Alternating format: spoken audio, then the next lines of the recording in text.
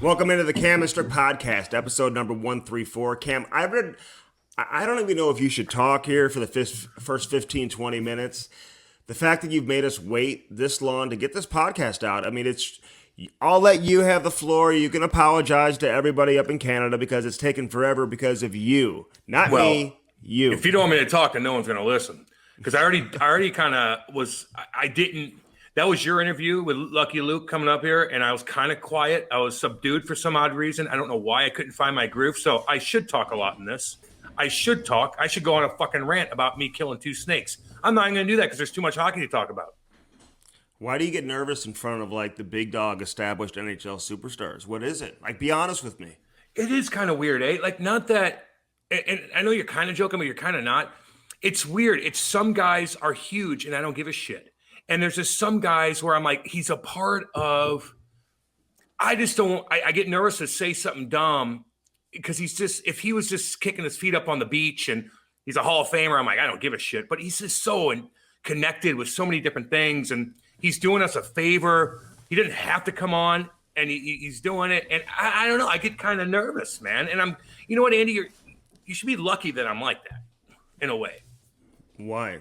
No, because I could be a fucking idiot. I mean, well, what do you mean? Well, why? that's true. That's true. You don't want that. You don't want that. He cussed more than I did, Andy. I didn't even. There's some guys I just need you to lead the interview on, Andy, and that's just and you're lucky I give you that. Like that's what good teammates do. I know you were asking the questions.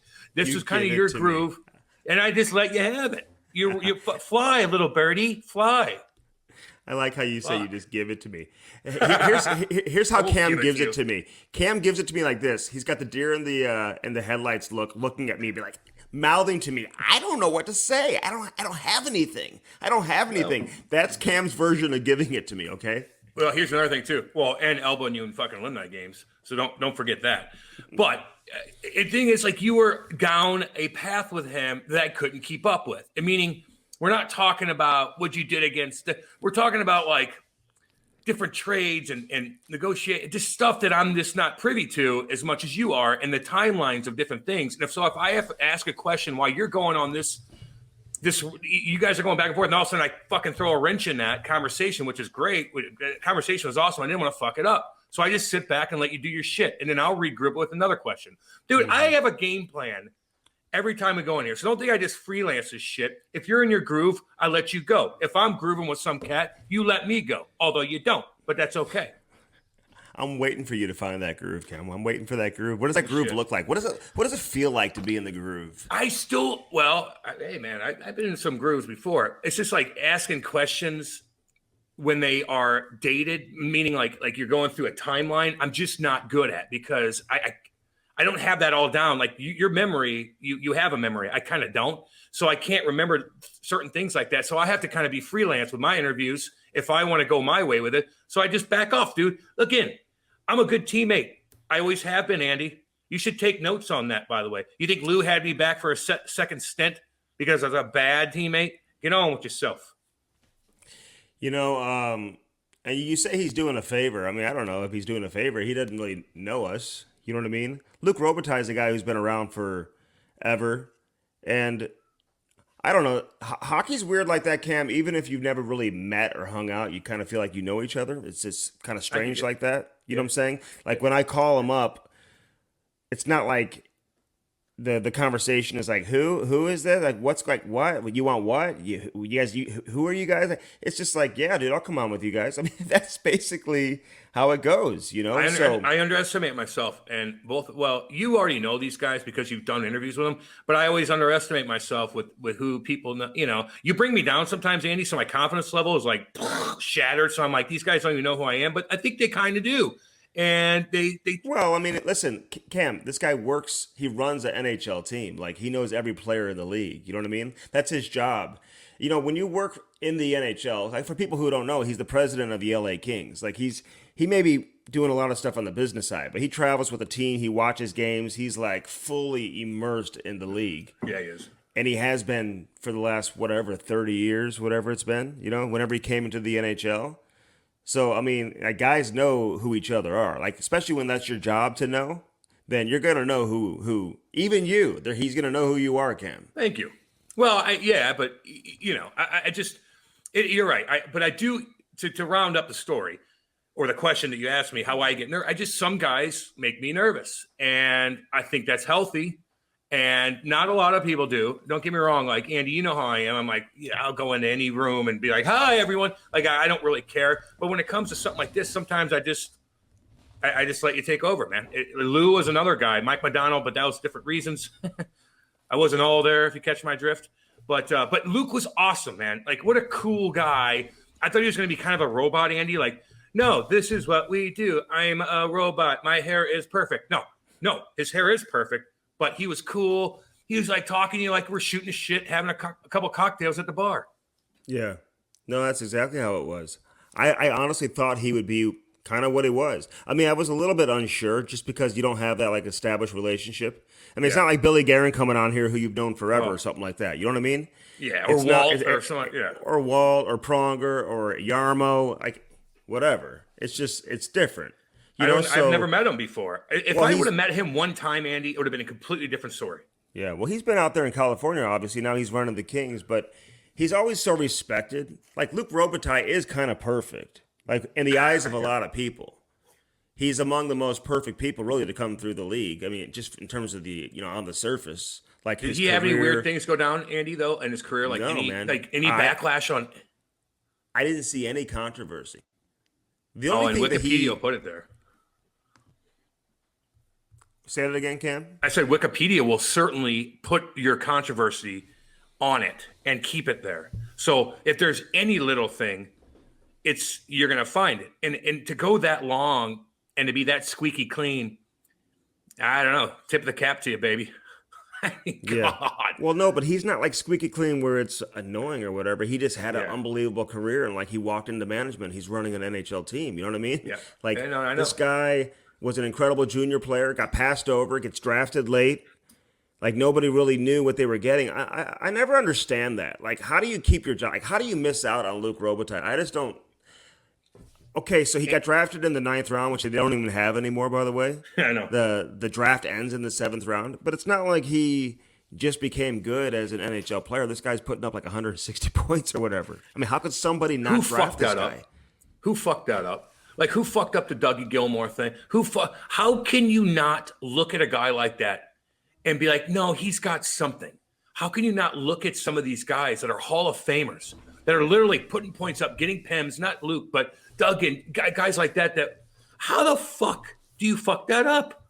And who's the guy who said, no, we'll get this other dude? Like, who's that guy? And what's he doing now? Well, you know what he kind of said, though? Like, his big time seasons in junior came after his draft year. So, if he got passed over, maybe he would have been a high pick. He still had what is his first year, Andy? He still had a ton of points. Though, yeah, right? But it wasn't like his last couple years where he was just crazy. Yeah. Like these Stanley Cup playoffs, man. I'll tell you this about the playoffs.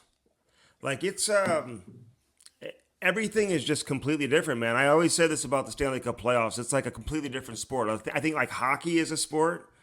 Football is a sport. Like, let me just start thinking about the sports. Did you play baseball as a kid, Cam? Yeah, man. I played every sport, dude. Every sport. Football. You were fullback, wrestling. Right? I was a fullback, inside linebacker, but the fullback position sucked because I didn't pay attention to the plays and shit. I just wanted to freelance like hockey, so that didn't work out well. Well, like playoff hockey is like different than hockey. It's like not even the same sport. I mean, that's why people watch the playoffs and probably don't watch a lot of regular season hockey. But when the referees just kind of let them run around and absolutely kill each other, especially in the first round, it's like must-see TV. It doesn't matter who's playing. You see Willie's hit last night, Andy. Let me tell you something. He is either a genius or he's fucking crazy or he's both. Because he went beeline from the right side all the way over to the bench. And the play hasn't developed yet on the bench, meaning there's no hit to look at over there. The puck was loose and he went right after it. And he knew there was going to be a hit that was going to develop there because he knew the other team was going to get the puck. And it just worked out perfectly. And did he charge? Well, fucking A. But they hit each other clean because the old boy braced himself and there's just too much power going the other way. That was a solid thump. But people are complaining about the charge, but he went from point A to point B going for the puck, and the guy got in his way, and he shouldered him. They went shoulder to shoulder. The dude tried to brace himself, and it was just a big impact hit. And the biggest thing on that whole thing, Andy, by the way, is the puck was turned over, and they had a great scoring chance. Like, that's the shit that happened. Now, everybody looks at, oh, God, he's crazy. But he rocked the guy clean, although maybe a charge, but the elbows are down. And all of a sudden, the puck goes in. They get a 3-on-2, and they just shoot it wide or whatever the case is. So, man, he's effective, although they lost that game. I love all the hypocrites that are out there, Cam. Like, they're everywhere in hockey right now. Because, like, the same people who say, oh, the game is too violent, too much physicality, these players should be, like, suing the league. You know, the league doesn't care about their injuries, their head injuries, all this type of stuff. And they're the first people to, like, celebrate playoff hockey, like, how great it is when people are absolutely just crushing one another. I mean, seriously, you look at the way the game is played right now. Guys are just running around, like, completely reckless, absolutely killing one another. And it's the same people on Twitter who are like, oh my God, this is the most amazing thing I've ever seen. Florida, Tampa Bay, give me a 7-game series every year. That's the same people who are like, Tom Wilson should not be in the NHL. He should be out of the league. He should not be allowed. He is a detriment to the game. He's too physical. He's too mean. He's too big. We should not allow that in the game of hockey. We don't like that, okay? See, here's the bitch of things. Actually, here's what's cool about hockey. Let me give an example. We're in a baseball town here, Andy. Every fucking day, we got to talk fucking baseball. I love the Cardinals. I love the ownership group. We're friends with Billy DeWitt III. We love them. Do we love baseball? No. Andy, don't lie to me. You don't like it either. It's boring as fucking fuck. And Cam, that's can fine. I tell you this? Let me tell you this. Because you interrupted me. I got something to say, but go. You know who loves baseball in this town? Who? It's the media. I mean, the fans, they love hockey. It's the media. They love baseball. It's crazy. The media's obsessed with it. I don't know too many guys. They'll watch baseball, but here's what baseball has a problem of being boring. They're like, how are we going to make this sport more exciting? Like, they're trying. All it is walks and fucking strikeouts, and there's no balls in play. It's either a home run, a strike, a walk. The other day, the Cardinals had like 50 walks in a row. It's like, what the fuck? 4.5-hour games. Where the NHL is like, oh God, it's too crazy. We got to calm it down. It's too exciting. It's too much going on. Like, that's the difference. So my point is, like, the NHL is in a good spot. You got younger crowd watching. You're not like, how do we make this game faster and better? What? No, it's crazy. They're trying to calm it the fuck down. Where baseball's like, we have old men watching and we're boring and guys are making a shit ton of money. How do we make this more interesting? So you compare the both sports. Hockey in a way is in a good spot. Am I making any sense? I mean, come on, help me here. I'm trying so hard not to interrupt you. I'm like, okay, I don't want to interrupt Cam. He's on a roll here. I just got to let him go. I got to be a good teammate. He made me feel like I'm not a good teammate. I got to let him go. This is Cam's time. Well, I gave you your time, but am I wrong on that assessment when it comes to that shit? Well, no, because baseball, listen, Cam, honestly, you talk to the kids. The kids are bored by baseball, man. They don't watch it. I mean, it's not fast enough. Everything else in their life is fast-paced with all the tablets and the technology and phones and everything, man. Everything's fast-paced. Then they put on a baseball game, and it's like it's way too slow for the kids. It doesn't keep their attention. So, baseball in and of itself, man, it's a great sport. I think, a lot of us, I grew up watching baseball. I used to love watching baseball back in the day, man, but it's changed. It's not the same. The way it's covered, the way people talk about the game, it's like I need to go back to college just to even understand what the fuck this guy is even saying. Like, you got these baseball guys who do interviews, and like they might as well be speaking Chinese, man. I have no idea what they're saying. Andy, whip, ball bap, ERA. What? It's all it is a math equation. You can't even evaluate a game. You don't even have to watch the fucking game. Or look, in hockey, you could look at a score sheet and be like, oh, he played good. Or you could do this and you could tie the analytics, but there's guys that maybe that they aren't in that threshold as far as the analytics, but they went out there and did it. Or in baseball, why even watch a game? All you got to do is look at the numbers and be like, well, he struck out 4 times. That's what he did. He didn't do a backflip or run somebody over or like get the crowd. Like, no, you fucking struck out. And da-da-da-da. Like, so you can go through that and be like, well, equation. Yeah, he played good. This guy's that. He's on pace for this, that, and the other. It's like, again, it's nothing that your eye could see and tell you anything differently that the paper's not. I know, man. And they want to talk about like wins above replacement and all this stuff. I have no idea what they're talking about. I hated math. The lefties against lefties. We got to put a guy in there. Oh, God. I can look at a box score in baseball and know exactly what happened. If the dude went 2 for 3 and had a single and a double, I know what that means. So that's where like the game is trending. So I just think it's losing touch with the younger generation. And I worry about that with baseball. The games are too long. They tried to speed it up by having like a shot clock. They got like a shot clock between pitches. Like you're supposed to like pitch every like 20 seconds. Nobody even like, yeah, but the umpires don't even enforce it. Okay. Oh, so well, it's like these kids, man. I drop off Ty at school. Little Chloe and Ivy, man. I don't see people wearing a whole lot of baseball stuff, man. All these kids. I really don't. I see a lot of hockey and football, man. It's like older men and women wearing that shit. Look at the games, dude. Look around the crowd. Like when you bring a kid to a baseball game, there's walking around looking at the stuff. I want this. In a hockey game, you're just fucking on it, man. You're like, why is this so fast? Why are they crazy? What is going on here? Or in baseball, you're like, oh, a strikeout. Oh, hey. What happened? Like, okay, I don't mean, and those baseball guys are awesome. We know all the Cardinals. We know the organization. We love them all. It's just a sport as a whole. And it's not me saying this, man. We got to do radio every fucking day in a baseball town, basically. And you hear what other people are saying. And the main focus every day is how to make the sport more interesting.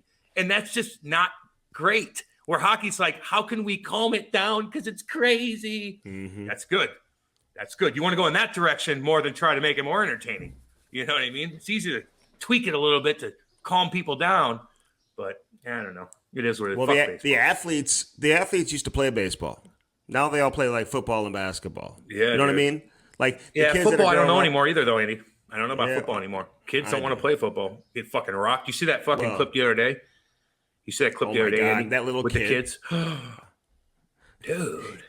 Dude, who does that? Hey, but you know what, man? I would have done it. You do it. That's what you do. That's what the coaches tell you to do. That's what the drill is. But you say that like kids don't want to play. Yeah, like you're probably right. Like fancy lad kids and stuff like that, they're like, hell no, man. I'm keeping my brain cells. I'm not doing the concussion. But a lot of kids, man, who need to play football to get out of where they're at. Goddamn right. Hell yeah, they're doing it, man. And it's in their blood, man. It's in their DNA. That's like what they are, man. They're football players. They're in a crime-riddled, basically somewhat single parent. They're coming from hell. We know what North County's like, man. All you Canadian boys, I'm telling you, man. You want to see one of the most hardcore fucking cities in the world? It's about 40 miles up the road from me. It's about 7 miles. I love how you say North County. I mean, like, there's like a small part. It's like North City, I think, is what you're referring to. But go ahead. It's North fucking County, homie. It's North City, North County. It's all that whole thing. It's hardcore. So the point is, these guys aren't football players when they grow up. You know what they do? They go to school and they have a football coach recruit them and say, hey, I'm going to get you out of this. I'm going to bring you to a lovely little town like Eureka. We're going to take care of you. You're going to be a football player. We're going to get you out of hell, and we're going to get you an education. And you know what? We're going to give you a chance to go get your college education and maybe even fulfill your dreams and play pro sport. Because where you're at right now, it ain't going to happen. So that's what happens, Andy. These coaches, the fucking football coaches are the best, dude. They get these kids. Cam, and that's they help changed, them, dude. Cam, that's changed. What do you mean? Because high school football and all that's become like a business. They recruit. It's all about winning. I mean, private schools are hiring football coaches who have like relationships with these kids all over. I know, man, but that's what I'm saying. They're taking them from the public schools, hiring them at the private schools so they can bring in all these kids, and they give them scholarships to go to these like super expensive private schools just to elevate their football program. You're talking about like back in the day with like the coach who wore like the bike shorts and the socks pulled up to his knees, and he had like the coach T-shirt and the whistle on, and he was like, "Son, I'm gonna give you a chance, man." Like, those are like coaches that truly cared about the kids. I'm not saying these coaches don't care about the kids, because they do, but I always laugh like some of these coaches get these like big time jobs at these prominent high schools, and like the media is like, you're going to make sure they're in the classroom and get that done first. Otherwise, the coach is like, oh, yeah. I'm like, please, you think this guy is all about the academics, man? What kind of world are you guys living in? Yeah. But that used to be it back in the day. I told you, where I went to high school, man, I don't think they were lenient enough on the stud athletes. You had all these kids coming in from the city. Yep. That's what I'm talking about, Andy. And if they didn't get it done in the classroom, they would flat out fail you. and then they would be ineligible to play sports, and then like their life is completely fucked. They have nothing else they can do to get them out of their situation but sports, and they're not even eligible to play. Instead of having like the math teacher be like, "Hey, look, dude, I'm gonna stay after school, and I'm gonna help you, and I'm gonna make sure you pass, so you can help your family and help I'm yourself." not talking and go about to these college. fancy lad fuck schools that I don't give a fuck about CBC and these fancy lad shit. If you're good enough to go there, then you're fucking fine. You're recruited when you're young. I'm talking about fucking schools like Parkway North, where you went to, Eureka, where I went to. Those are the coaches I'm talking about. Yeah, but it's changed. It's changed though, Cam. I'm just saying, man. These the coaches, even to me, when I was a jackass, dude. When I started high school, I was such a, I was trying to prove myself. No one get it, but these coaches, I was such a fucking jack off, and they still sat me down and said, "Cam, here, let me help you. I'll pass you. Just show up for class. Like, I'll pass you." And I didn't even do that. But I saw it firsthand how they helped some of these city kids, and some of my parents too. We brought them out to our fucking house. Now a lot of them live in Eureka. They have nice little houses. They live here. There's no fucking stress, and it's all because they got out of the goddamn city and they went to Eureka, and they had coaches taking care of them, showing them they don't have to live in hell. For a lot of them, not all of them, but a lot of them do. Hey, Cam, my freshman year, I had 3 interceptions. No one gives a fuck, and no, you didn't. Don't get me started. Don't get me started. I had 3 interceptions, and I had a 2-point conversion. I was a wingback. You know what a wingback is? Yeah, Andy, stop. I want to see a picture of you in your football pads, because your football shoulder pads. You must have looked like that dude on Beetlejuice when they sprinkled Beetlejuice's head, and he's like, yeah, with the big shoulder. Like, you can't even fit in the goddamn equipment. You'd be sliding over the fucking place. No, I was a safety. I don't believe you. I was a safety, 3 interceptions. Oh my God, I would have trucked your ass, dude. Are you? You're the last resort. You're the safety. I was a ball hawk. Oh, get out of here. Oh, I could tackle too, Cam. Okay, enough of this. Sometimes you just got to be fearless. Sometimes you just got to be fearless. Yeah, tell me about that, Andy. What's that like to be fearless? Tell me, please. Well, I'll tell you what it's like right now. Tell me. I got my new grill, by the way. In fact, I'm about to grill some breakfast here in a minute, even in the rain. I'll do it in the rain. I really don't care. I got a Traeger grill. I'm thinking about doing some competitions. Fucking I've been barbecuing stuff I never dreamed of, Cam. Like what? All weekend Pineapples? long. Like what? What the fuck did you barbecue? Honestly. Seriously. Tell the audience. Okay. Explain the situation. What'd you do? What kind of meat was it? Well, we had some burgers and some tri-tips. Tri-tips? Rib tips? Yeah, Tri-tips? it's called a tri-tip. Oh, some burgers? Like we real had some burgers? He brought some burgers over. He also gave me like a pound of bacon that I may give you. I may give you this bacon. Okay? Andy, I want you to cook something for the fans, and I want you to film yourself eating the fucking shit.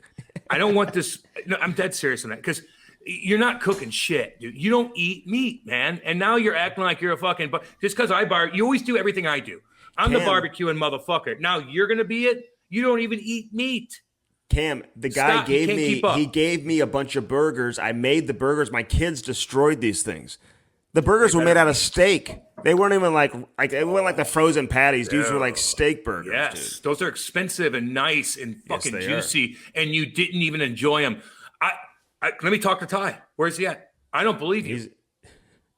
I don't believe you. I think I may have one left over in the fridge. That poor kid. He's just like, Daddy, can't I grow? Daddy, can't I grow? The guys are getting big in hockey. Well, there's ways to do it. We're going to, we got wheatgrass over here for you. Daddy, I want meat. No. No, why no? Why no? That's what I thought. Why no? Why no meat? I don't get it. Explain it.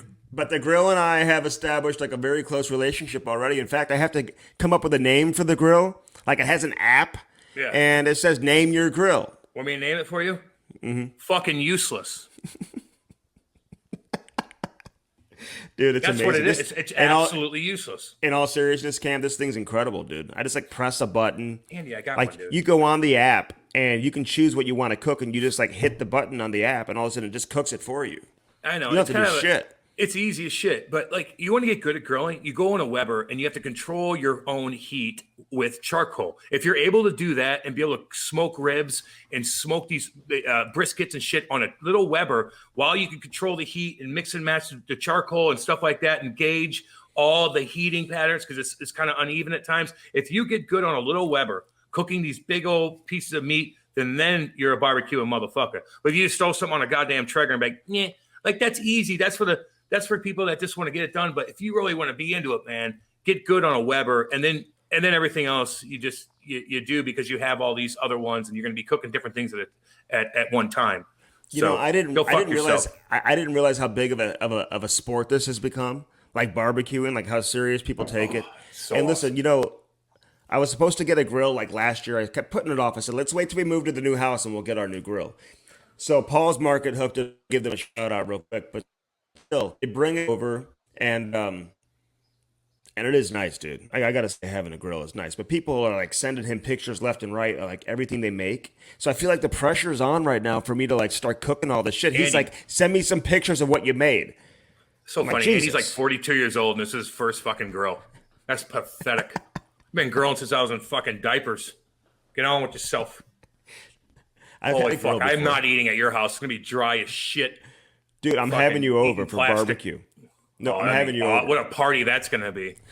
Here's barbecue, everyone. Like, where? Well, it's fake barbecue night, actually, because we don't eat meat around here because we're healthy. The fuck on. I can make some seafood like a motherfucker, though, man. I'm going to bring some seafood on there. I got a bunch of seafood. You eat scallops. Sushi from the gas station. Who are you kidding? Gas station. You got sushi from the gas station the other day and like, oh, I got some sushi. Yeah, I go, where's that? It's in my car while we're doing a podcast. He gets sushi from the gas station, then leaves it in his car. It's 80 degrees outside. And he's like, I can't wait to eat this when I get home. You fucking pissed out of your ass tonight if you ate that shit. Oh, nasty, man. Rookie. I've never gotten sushi from a gas station, but I will eat the hell out of some sushi, man. Oh man, this I'll spend $400. This barbecue pit, though, man, it can bake too. You can put a damn cake in that thing. It's like a convection oven. It's a smoker. So Andy, we'll have you over. Yeah, you know what it is. Andy, actually, everybody that's listening knows what the fuck it is. But you don't need to keep going down this rabbit hole with your stupid fucking Traeger. You're gonna get beaked so bad. I can't. They're gonna. These good old boys up there, man. They're roasting fucking pigs and shit. And you're talking about a Traeger and putting like seafood on there and shit. Like crazy, dude. They're gonna fucking bash you. Hey, Ty's birthday party is Saturday though, man. I gotta have something planned. Some hot dogs or whatever. Yeah. Some burgers. Don't. The poor kids are neglected. Out. They're neglected on food and growth, muscle. I'll hook the kids up. Get them a fat ass. Dude, let me come over. Fuck that. Come on over, dude. I got a bounce house coming here, Cam. Kid'll be jacked in no time. I got a bounce house coming. The wife orders a bounce house. You know how much this damn bounce house was? Like, that's the last thing I need in the house is a damn bounce house. It's in the house? No, it's going to be outside the house. But she orders it. Like, I'm like, how much was it? She's like, oh, I don't even know.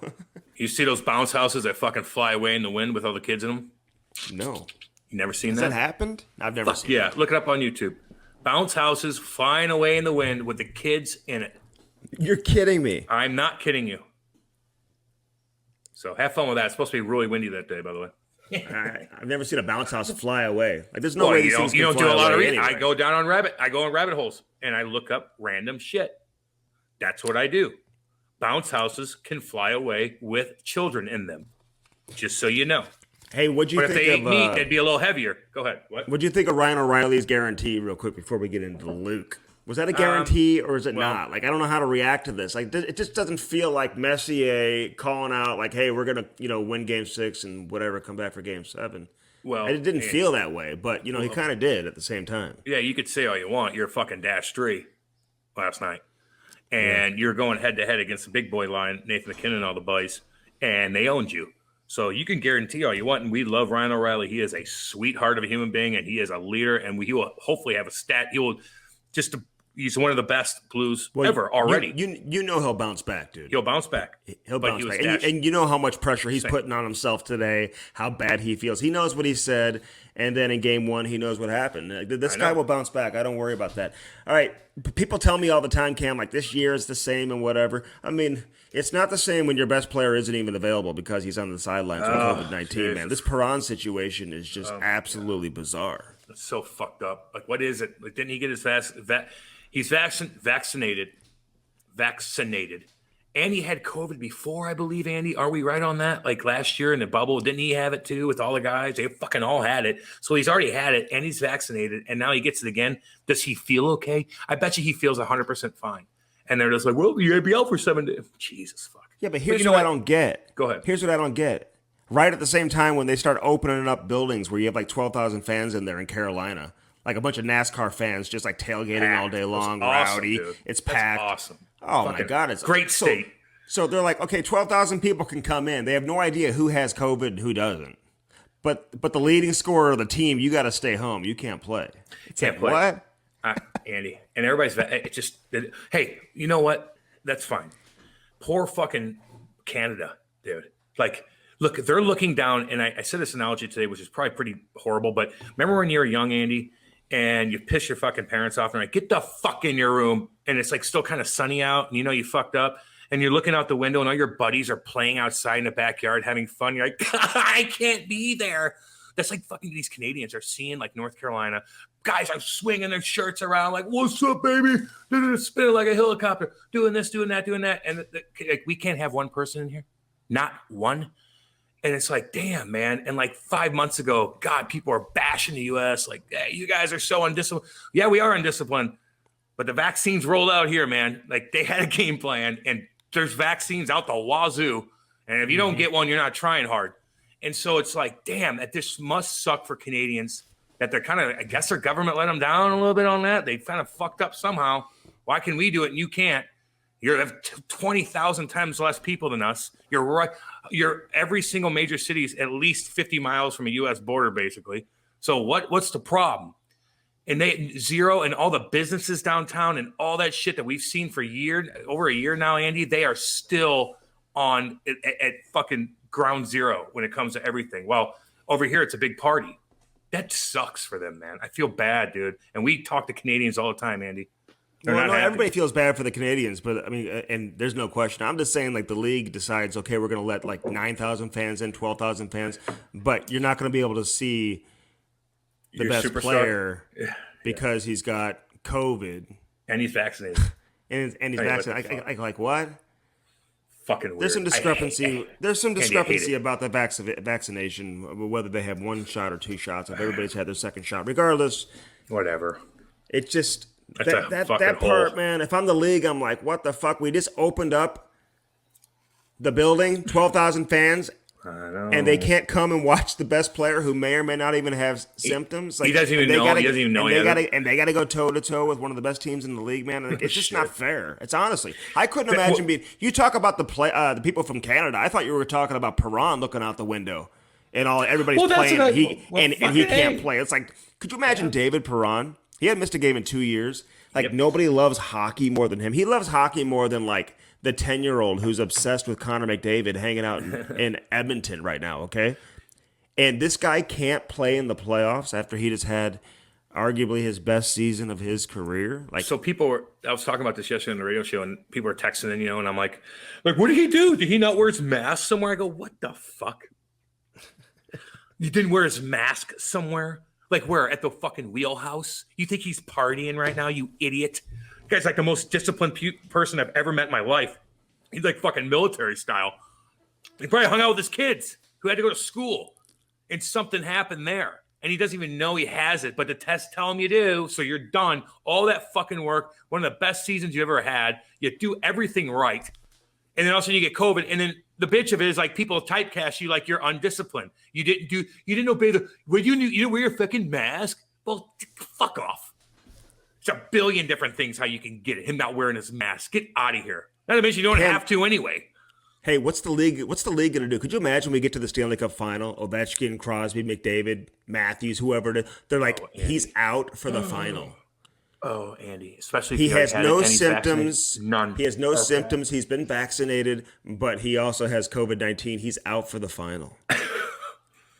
I don't know, dude. Connor McDavid. I And, don't and know. the NHL is like, what? No, can we change that test from a negative to a positive so we can get our television How about just ratings? don't test them? Just don't test them. They feel like shit, then let them go out and figure it out. But if you don't feel anything, just don't test them. Well, what are we testing? Why are they testing the players every single day if they're allowing 12,000 fans in the building? That's what I'm saying. If 12,000 fans can come in the building without being tested, it's not like everyone has to show a vaccination card. But the players are still being tested, and then you have 12,000 fans actually buying tickets when a lot of them probably don't even have any money, but they're starving for sports because they haven't been there in years. Yeah. So they're spending their hard-earned money, and then the best players aren't even available to play. Dude, this is confusing as hell. So has it not been confusing, Andy? I mean, come on.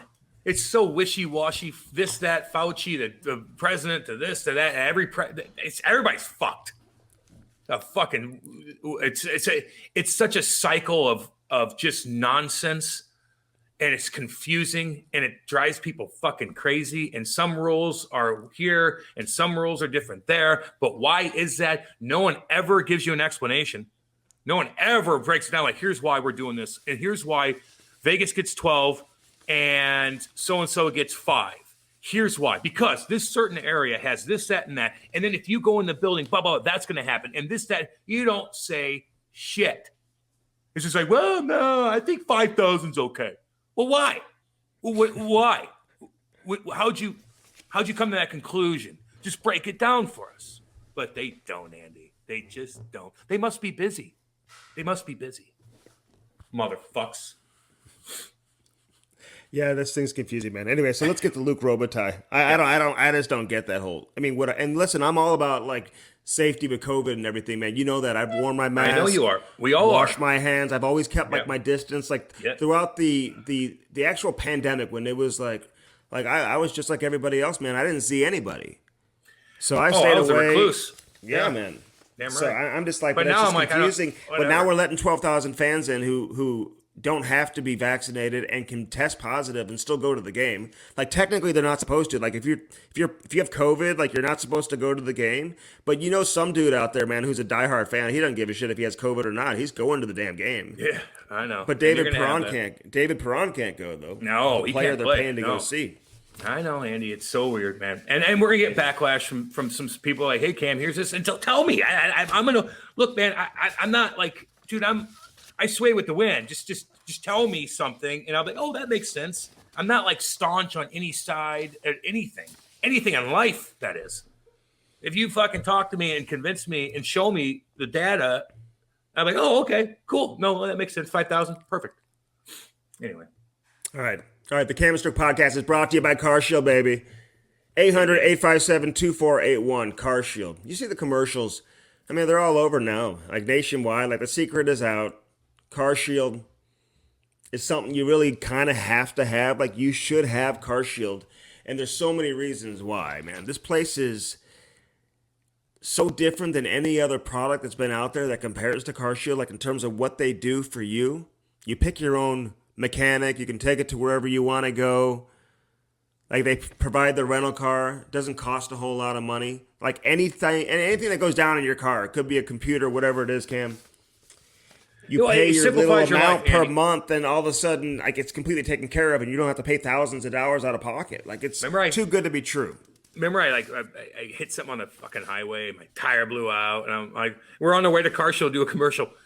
And I'm like, what do I do? I'm like, and you're like, why don't you just call Car Shield? And I'm like, oh yeah. I call them, they get my truck, they fix it, boom, boom, drop it right off. Like it's easy peasy, man. Simplify your life. You pay every month, and now you're just protected. So when shit goes down, you're like, fuck, where are they at? Boom. It's a security system. It's nice to have when you're driving all the damn time, and they're just there for you. It is a really good feeling, Andy Strickland. It really is. All right, so Car Shield, again at carshield.com. Mention the promo code CAM. I know it's embarrassing to say that. I mean, but you save 10%, so that's why I tell y'all. I mean, everybody out there is in Saskatchewan, wherever you are, I just tell you because I'm going to save you money. So mention the promo code CAM, 800-857-2481. 800-857-2481 for Car Shield and carshield.com. Yeah. How about Bellman.com? Oh, he's jacked up, Andy. Danny Bye's like, what's up, baby? Playoffs like, yeah, this is what I do. This is what I do.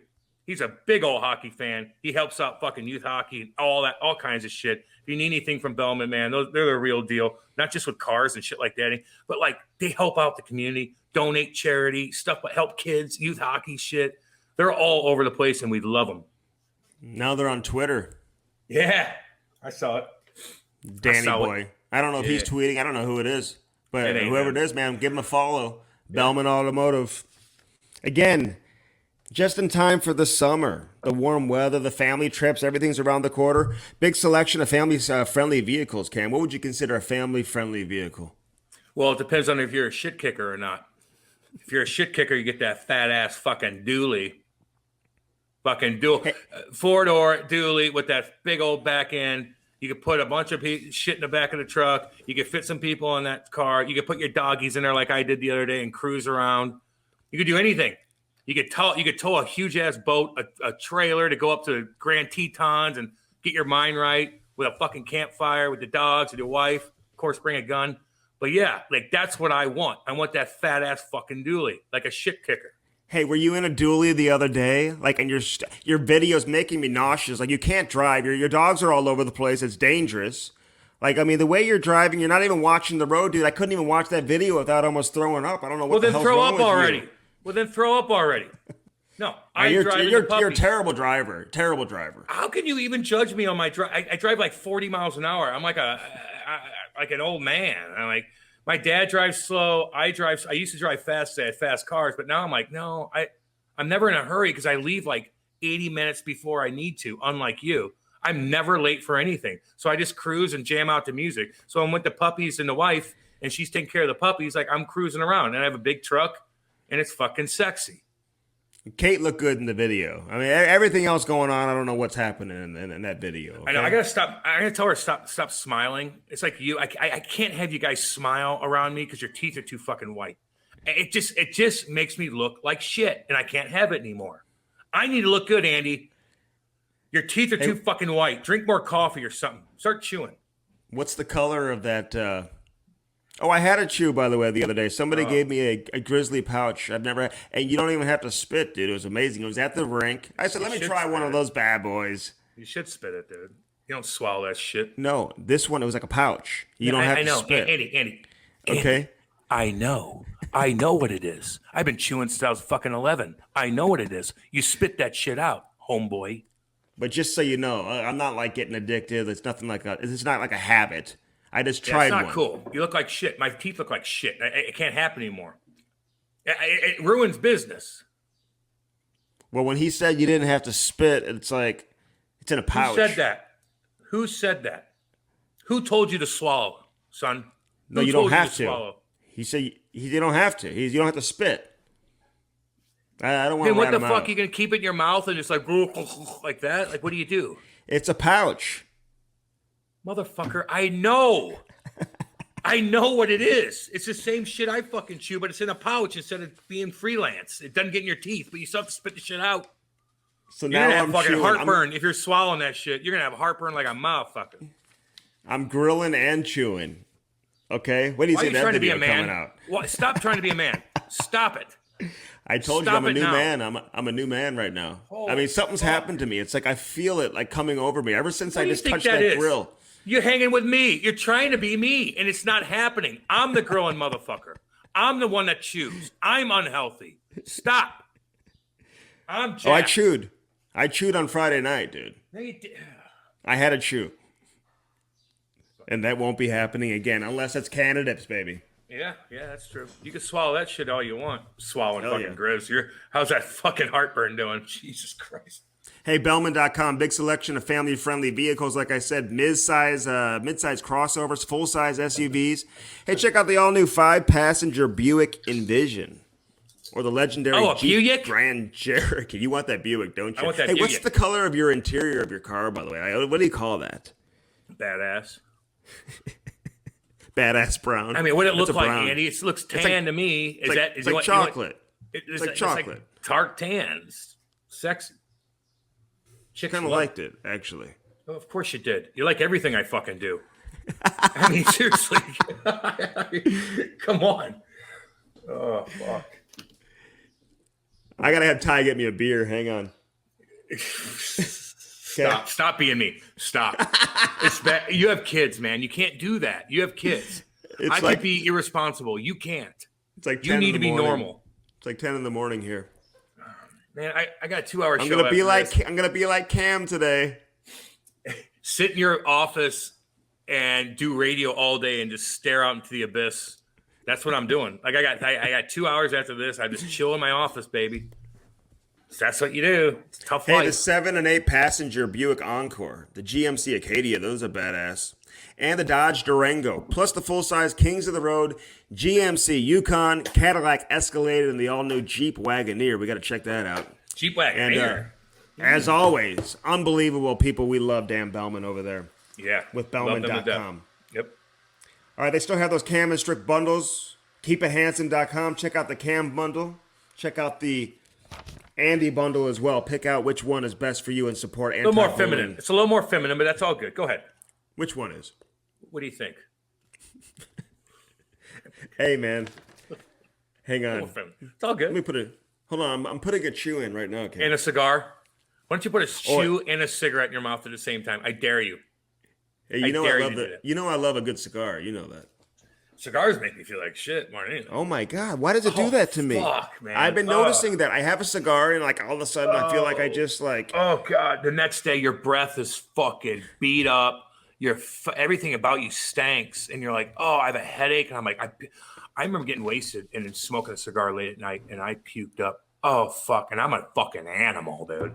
I can do anything, and that cigar fucked me up so bad. Well, you're not supposed to inhale it. You don't even know how to. I do. That's the problem with you. Well, you don't inhale. I inhale everything. Yeah, it's not. I'm unlike Bill Clinton. I do inhale. This is good 90s chew. Reference, you fuck. This is really good chew that I have going on right now. Yeah, yours too tough. Oh, by the way, the pellets I have for my Traeger are cherry flavored. Fucking waste. I mean, it kind of pisses me off, to be honest with you. It's like you're just gonna be a fucking waste. They could have gave it to some good old boy that just barbecues, hunts his own shit, and he's just struggling. Charcoal's expensive, and like they gave the fucking Traeger to you. Who is this fucking guy? I have to smack his ass around. Waste. So I have cherry flavored pellets, which brings like a specific type of color to whatever I'm grilling. I believe I love it. The flavor part, but whatever. Yeah, I absolutely love it. Yeah. What'd you cook? What do you love? Did you just eat the pellets, you fuck? Oh, they'll last me. I got a 20-pound bag of that. Oh, that'll last for a while. That'll last you forever because you're not going to use them. I get those grill marks. You know what I realized I don't have, though? I don't have a scraper, man. I got to clean that shit. So that's part of the problem right now. I wasn't able to clean it. So I got to go out to the hardware store today. I love my Tuesdays, man. Going to the hardware store. And got to get me some barbecue tools. This is where I believe you're ignorant. Like grill marks on a Traeger, like it doesn't get hot enough for grill marks, brother. It's only like you should only have it like 225 to 275. I mean, you're low and slow and shit. You don't have grill marks, man. Dude, first off, you don't even know the optimal temperature, which is 350 to 375. I actually cooked the burgers 13 minutes on each side at 380. You could do that. What a waste of time, man. You could put them on a charcoal grill. 2 seconds, man. I'm done with this kind. I'm done with this. Oh, by the way, I'm getting a green egg too. They're bringing a green egg over. So. Oh, this fucking guy! What a waste. Don't get too angry about that. So we'll have a little competition. I can't wait for. I've been talking about Cam and I starting a barbecue YouTube channel. So I'll do that, homie. Very soon, Andy. I'll do that. I will do that. Oh my God! I know you will. I will do that. You know that. Yeah. And I'm not the best, but I get creative. I can help you with that, though, dude. I can help you with that. Okay. Move on. CamandStrickPod.com/ultimate hockey fans. Have you checked out these ceiling fans for your bar, your man cave, your kid's bedroom? Well, you should. These are unbelievable, man. The hockey stick blades. We love what they do over there. Paul's a former goaltender, Cam. You know that. Yeah, I know. Got good hair. Did Ty break the fan that you got so far? No, he hasn't. He hasn't done that. But you can choose from 3 different ceiling fan styles. 4-player blades, 4 goalie blades. You can do 2-player, 2 goalie. Pick your favorite NHL team blade themes. You can do home, you can do away, you can do the third jersey, you can do the classic jerseys. Man, I love that. You can even choose from vintage teams. You know, if you have a divided household, Cam, like if somebody's a Leafs fan and somebody's a Habs fan, you could do 2 and 2. You could do whatever you want, Andy. You could do 5 and 6. Doesn't matter. How did you break down that Leafs Montreal matchup, by the way? Can you just give me 20 seconds? Well, they don't play for another year. Other than that, Montreal should kill them.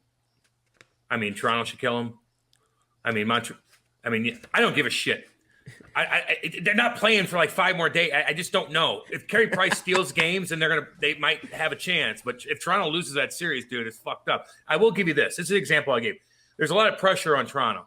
There's not much pressure on Montreal. It's like whenever I was fighting a guy that's 6'7", I'm like, "You're supposed to beat me up, motherfucker. Let's go." So I'm like, I don't give a fuck. But that's how Montreal is with Toronto. Like you're supposed to kill us. Everybody thinks you're going to kill us, and that's what sometimes you get that in your head. Like I don't give a shit. Go play that run and gun game. And if Carey Price does his shit, that could be an embarrassment. Another embarrassing first round loss. That would be hardcore for the. I don't want that to happen.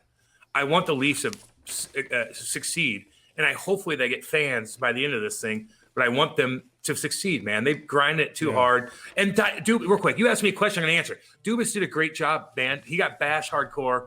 He's just a little guy with glasses, like, "Hi, I'm Kyle."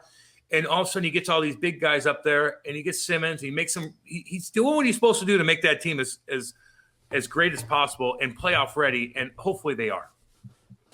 I said 20 seconds. What? I fucked up the first 10. So listen, Carey Price, people evaluate him like he's like,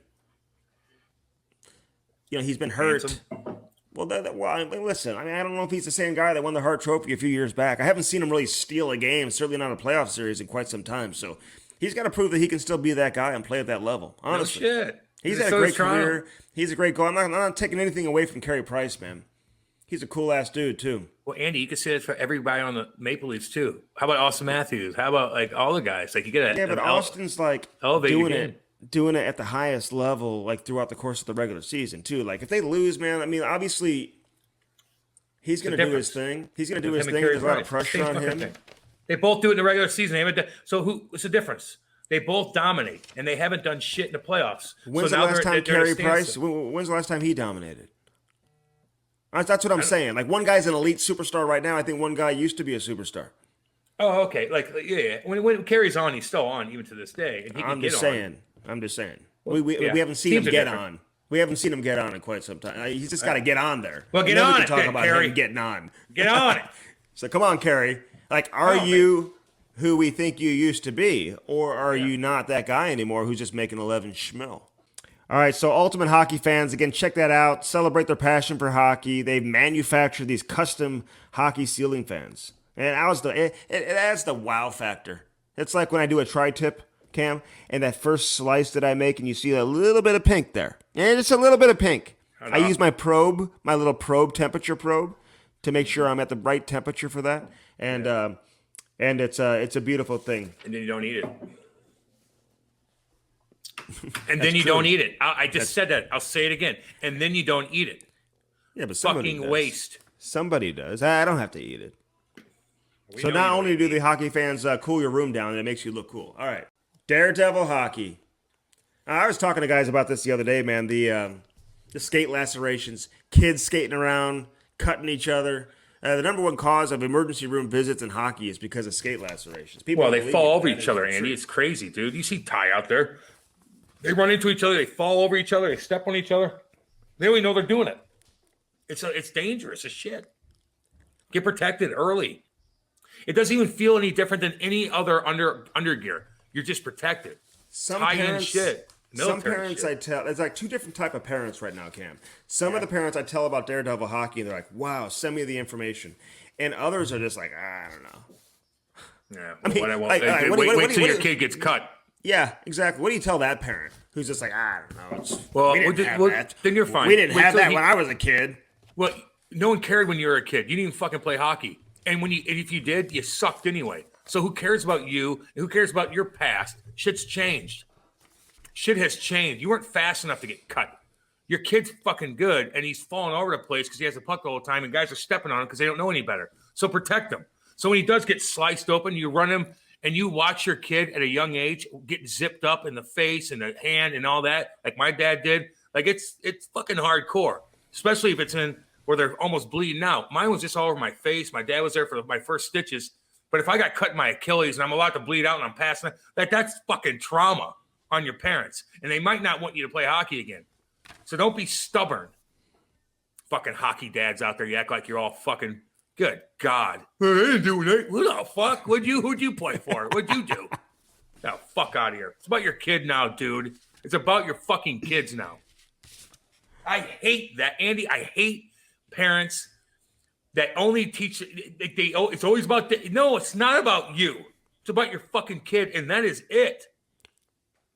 See, I needed you to address this. I mean, I saw the parents. They're just kind of. I had a chew in my mouth when I was talking to them. Maybe that was because you look like a fucking Hoosier if you do that. Let me look like a Hoosier. I'm the Hoosier, not you. Good God. It was a pouch. Yeah, I know what it is. It was a grizzly too, by the way. And it was like burning my mouth and shit. I'm like, oh my God, this is what Cam does all day long. You're so tough. Is this what it's like being Cam? Like having a burning mouth? My mouth ain't burning. I mean, shit. DaredevilHockey.com. Hey, use the promo code Cam and Strick, all caps Cam, to save 25% on your purchase. So dare to be great, be a daredevil, take your game to the next level while being protected. And just so people know, Daredevil Hockey, here's what it is. Lightweight, compression-based layer designed with Kevlar cut-resistant fabric overlay. So it's got the Kevlar cut-resistant fabric in the areas that are most vulnerable.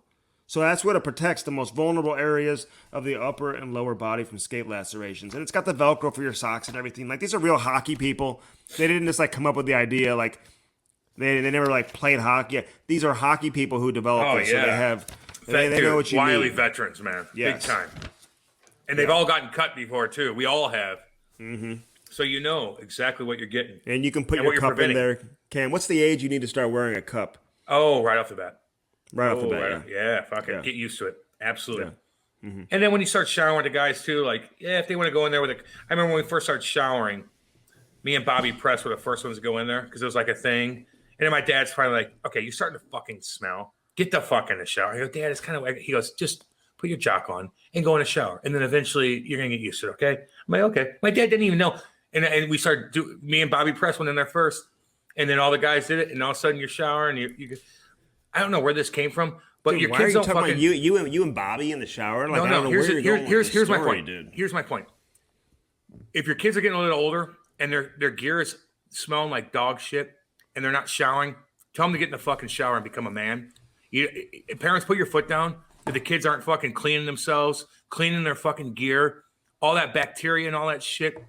I don't give a fuck if your pecker's tiny or not. Get in the goddamn shower and clean up, and then we're gonna go to get some chicken wings after the good game. But like the kids gotta start showering, okay, and learn how to fucking take care of themselves. Because you're gonna talk to fucking people, and they're never gonna take you seriously because your hands are gonna smell so bad because your gloves stink. And if anybody. You know that hockey glove smell? Like if that is anywhere in the vicinity of anybody, they're gonna be like, "Fuck this guy." So take a goddamn shower. Don't embarrass your parents. But the parents force your kid to. If that's Cam's advice on how to be a man, like, listen, here's my advice: get a Traeger. Like, start barbecuing. I mean, that's when I feel like a new man right now. Ever since I started barbecuing, I'm just like strutting around. And he's pissed because he doesn't take a shower with the alumni. He waits till everybody's gone, and then he sneaks in there. They're like, damn, what happened to Strick? Now he's got that Traeger. Oh, he's got that chew in his mouth, and he's Traegering away. He's got a big old barbecue out there. No, I haven't decided if I'm ever going to chew again. I haven't decided. I'll have to let you know if I decide to do it again. Stop being like me. I'm like Satan. Do everything I do the opposite. That's for all y'all. Everything I do that's like you, it's like not good for me. What is going on here? Dude, I'm bad influence, man. What do you want me to do? I don't have kids. Freelanced. My wife takes care of me. All right, listen, we apologize. This is coming out a little bit late today, by the way, for those of you who are looking to listen to it right now. We wanted to get a little bit of reaction from the games last night. Just in case anything went down. Boston obviously scored like 39 seconds into overtime. Brad Marchand. Yeah. It's the same guys do it all the time for Boston, man. Very impressive, honestly. They're good. Very man. impressive. So that's going to be a great series, Boston and Washington. All right, let's get to Luc Robitaille. Lucky Luke, Hall of Famer, one of the top 100 players of all time, Stanley Cup champion, a cool-ass dude, man. It's extremely successful. Like, he's one of those guys who could score 650 goals and then, like, go chill in, like, boardrooms with, like, CEOs and look at him toe-to-toe and drink Silver Oak. And get money out of them. Drink Silver Oak and get deals, cut deals, man. It's all about cutting deals. Fucking A. Goddamn right, baby. Love him. Nice guy. I was on my best behavior with him, and I'm proud of it. Yes, you were. So. No, you did a great job, Cam. I may submit this one for like an award. They have like podcast awards. Yeah. I got to be dynamic, dude. I can't be a fucking jackass the whole time, you know? I got you, dude. No, I got you. Are we going to end this? I got to take a piss. Like, what are we doing here? All right, let's get to Luc Robitaille. Let's get to Luc Robitaille. Lucky Luke. Coming up on the Cam and Strick podcast. Enjoy. Where do you put St. Louis in there, though? I mean, you've seen all these teams now because the way the divisional format is. Real quick, though, before we don't want to have too much hockey talk. Yeah, but we want to talk about you. You've seen all these teams. St. Louis is going to find out tonight who their opponent is going to be. So when you see St. Louis, you see Colorado, Vegas. You can throw Minnesota in there too. Obviously, like how do you look at these teams? So let me get this straight. Is this part of the interview, or is this is part of the interview? We hit record. Party.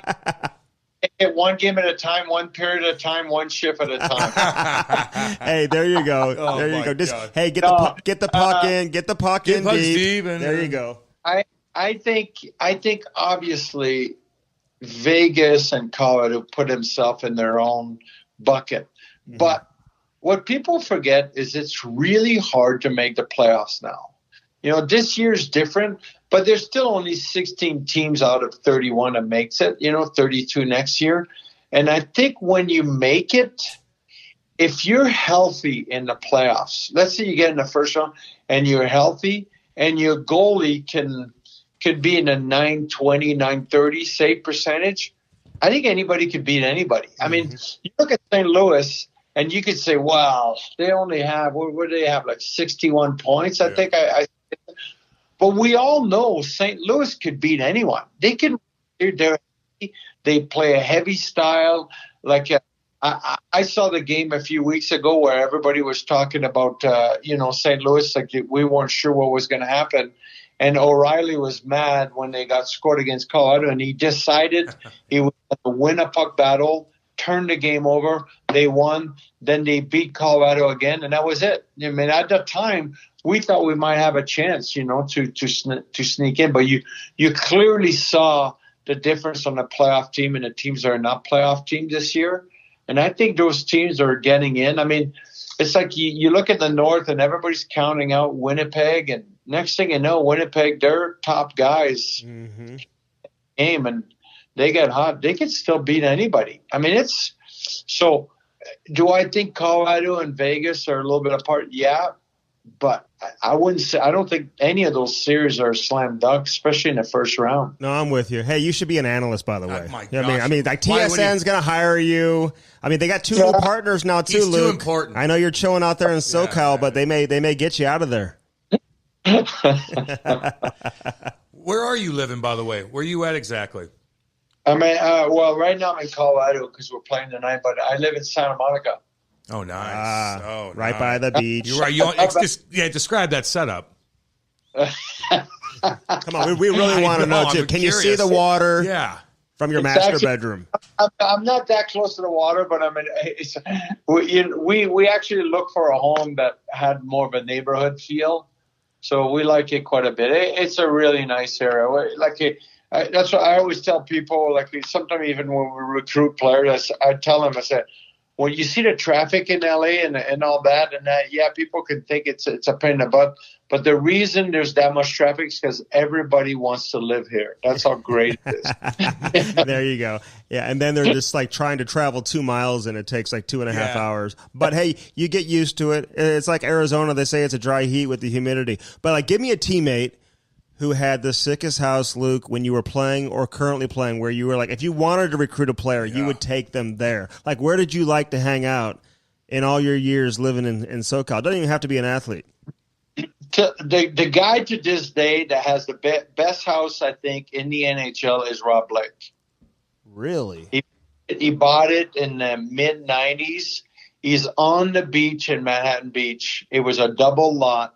I think he redid his house the last couple of years, but everybody in the league either knows where Rob Blake's house is or has been in his house or played volleyball in front of his house, when they've been in LA. And it's the great because he's literally on the beach. There's other guys with a house on the beach, but Blakey is like literally there. Like everybody's that's tried to surf over the years has gone to his house to grab a board at his house and surf on the ocean. It's just so he's got the best setup. He really. I mean, I don't know what his house is worth today, but it's a great setup. We'll be going on Zillow. Don't you worry. He's always tan. He's probably with Paulie Korea up there. Paulie's a little bit north though. He's surfing all the time. North, yeah. I haven't seen Paulie's house, yeah. Yeah, he's a big time. No, but who told us that Solani had like an unreal house? Like Solani somebody said Solani's got an amazing setup too. Have you been to his house or no? No, I haven't been. The other guy that I like his setup is Brent Burns. What he's done, that ranch that he's got. Texas. Oh my God. Yep. I saw the show last year. I thought that was awesome. I'm a little nervous That's to a go lot of there. work. That's not really my cup of tea Andy, with the guns and all that type of stuff. Lad. Andy doesn't. Yeah, Andy's certainly not a cowboy. Let's put it that way. But yeah, Brent Burns has that nice setup in Texas. But then again, he has a great workout setup there. Yeah. But it's a lot of work. I mean, you have to have the right people to go through that whole thing. It's a lot of money, but man, oh man, if you're still playing and you can still juggle that, why not? Yeah, why not? The only other house that I've seen, but I haven't been in it, but I've seen pictures of it, and it's a setup. It's a Dion Phaneuf back home. I saw that he set up like this really cool compound, and his wife's family, his family, they're all on this huge property. They all have homes, and I hear it's really, really nice. Hey, you're giving me a show idea here. No, I'm going to be creeping everybody out tonight. Because Petro just bought a nice. He's got like a 16-car garage, like in Vegas. We should just. Let me ask. Can I ask travel around and check people's houses out? Let me ask you though, Lukey. Sorry, we got so much for you, and we're kind of a little giddy here. But back in the '80s in LA, though. When you first get there, you're from Montreal area out there. You get to L.A., you're young.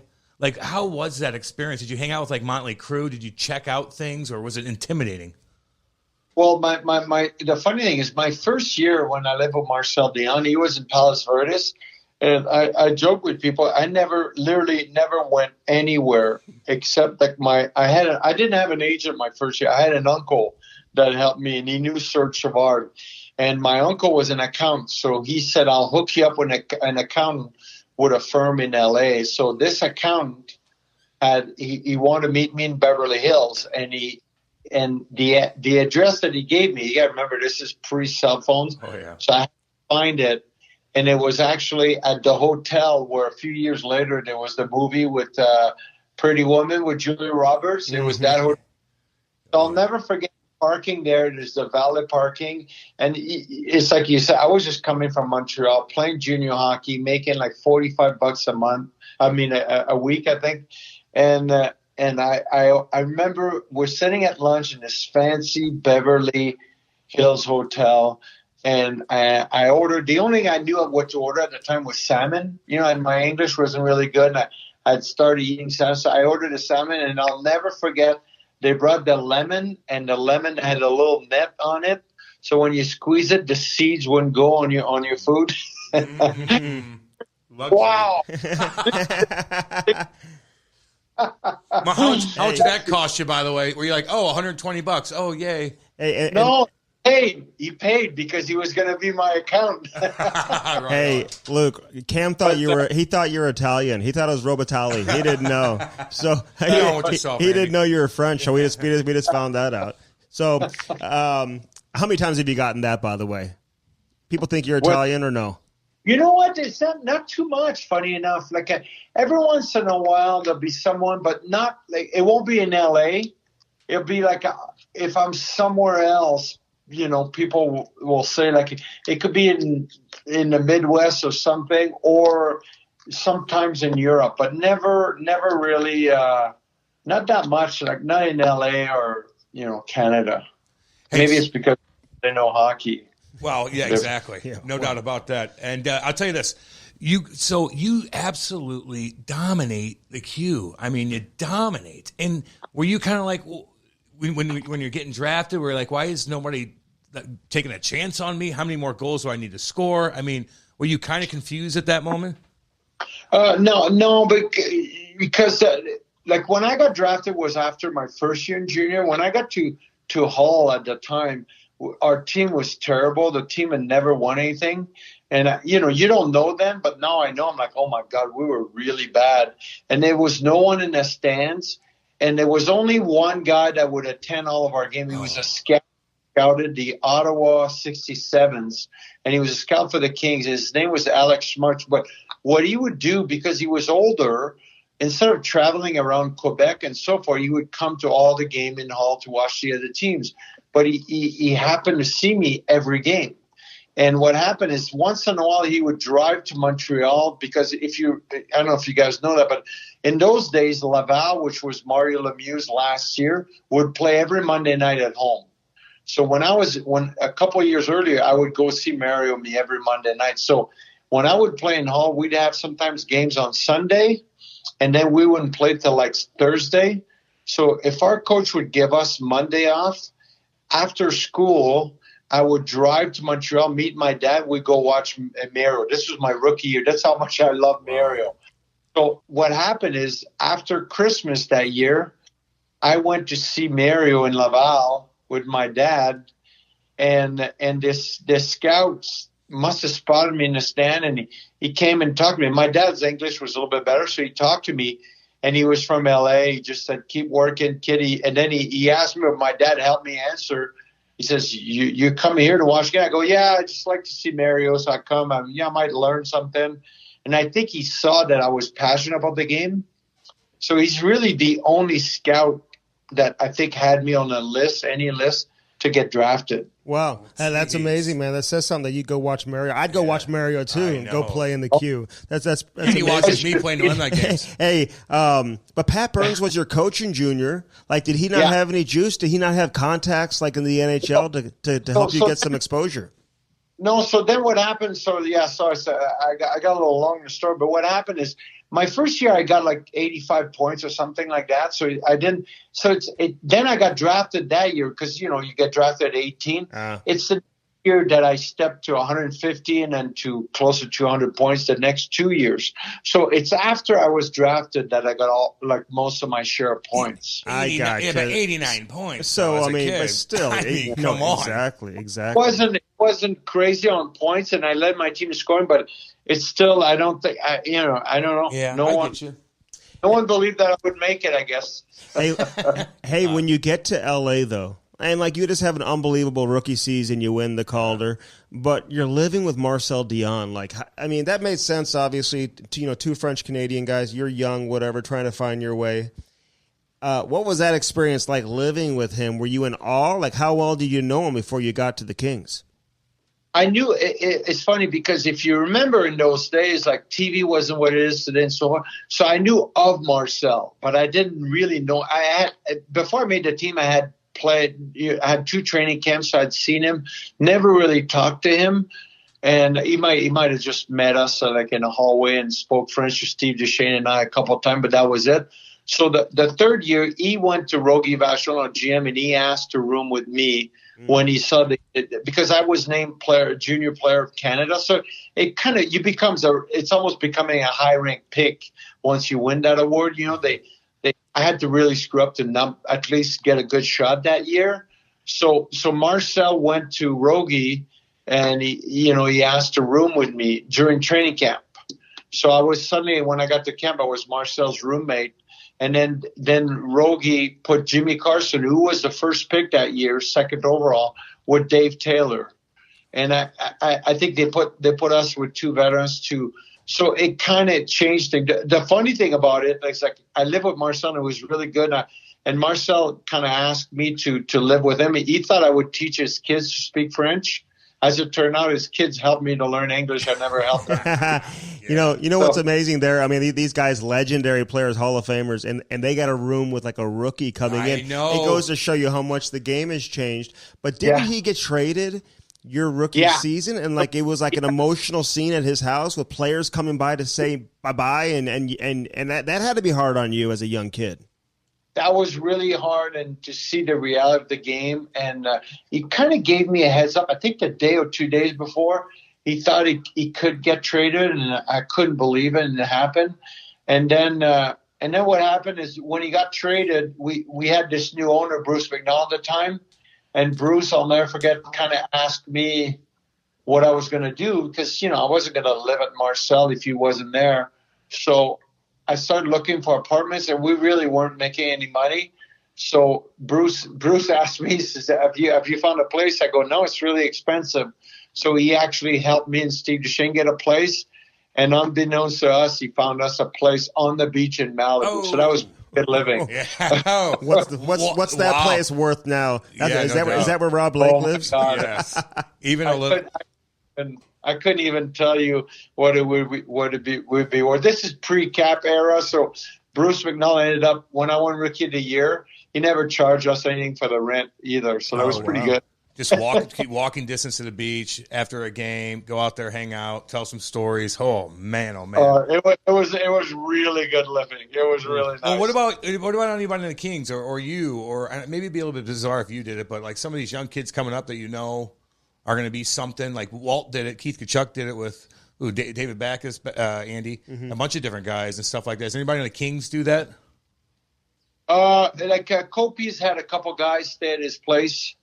I think it's been hard. Like a lot of when we've had this transition, a few veterans have left, so it's hard. Yeah.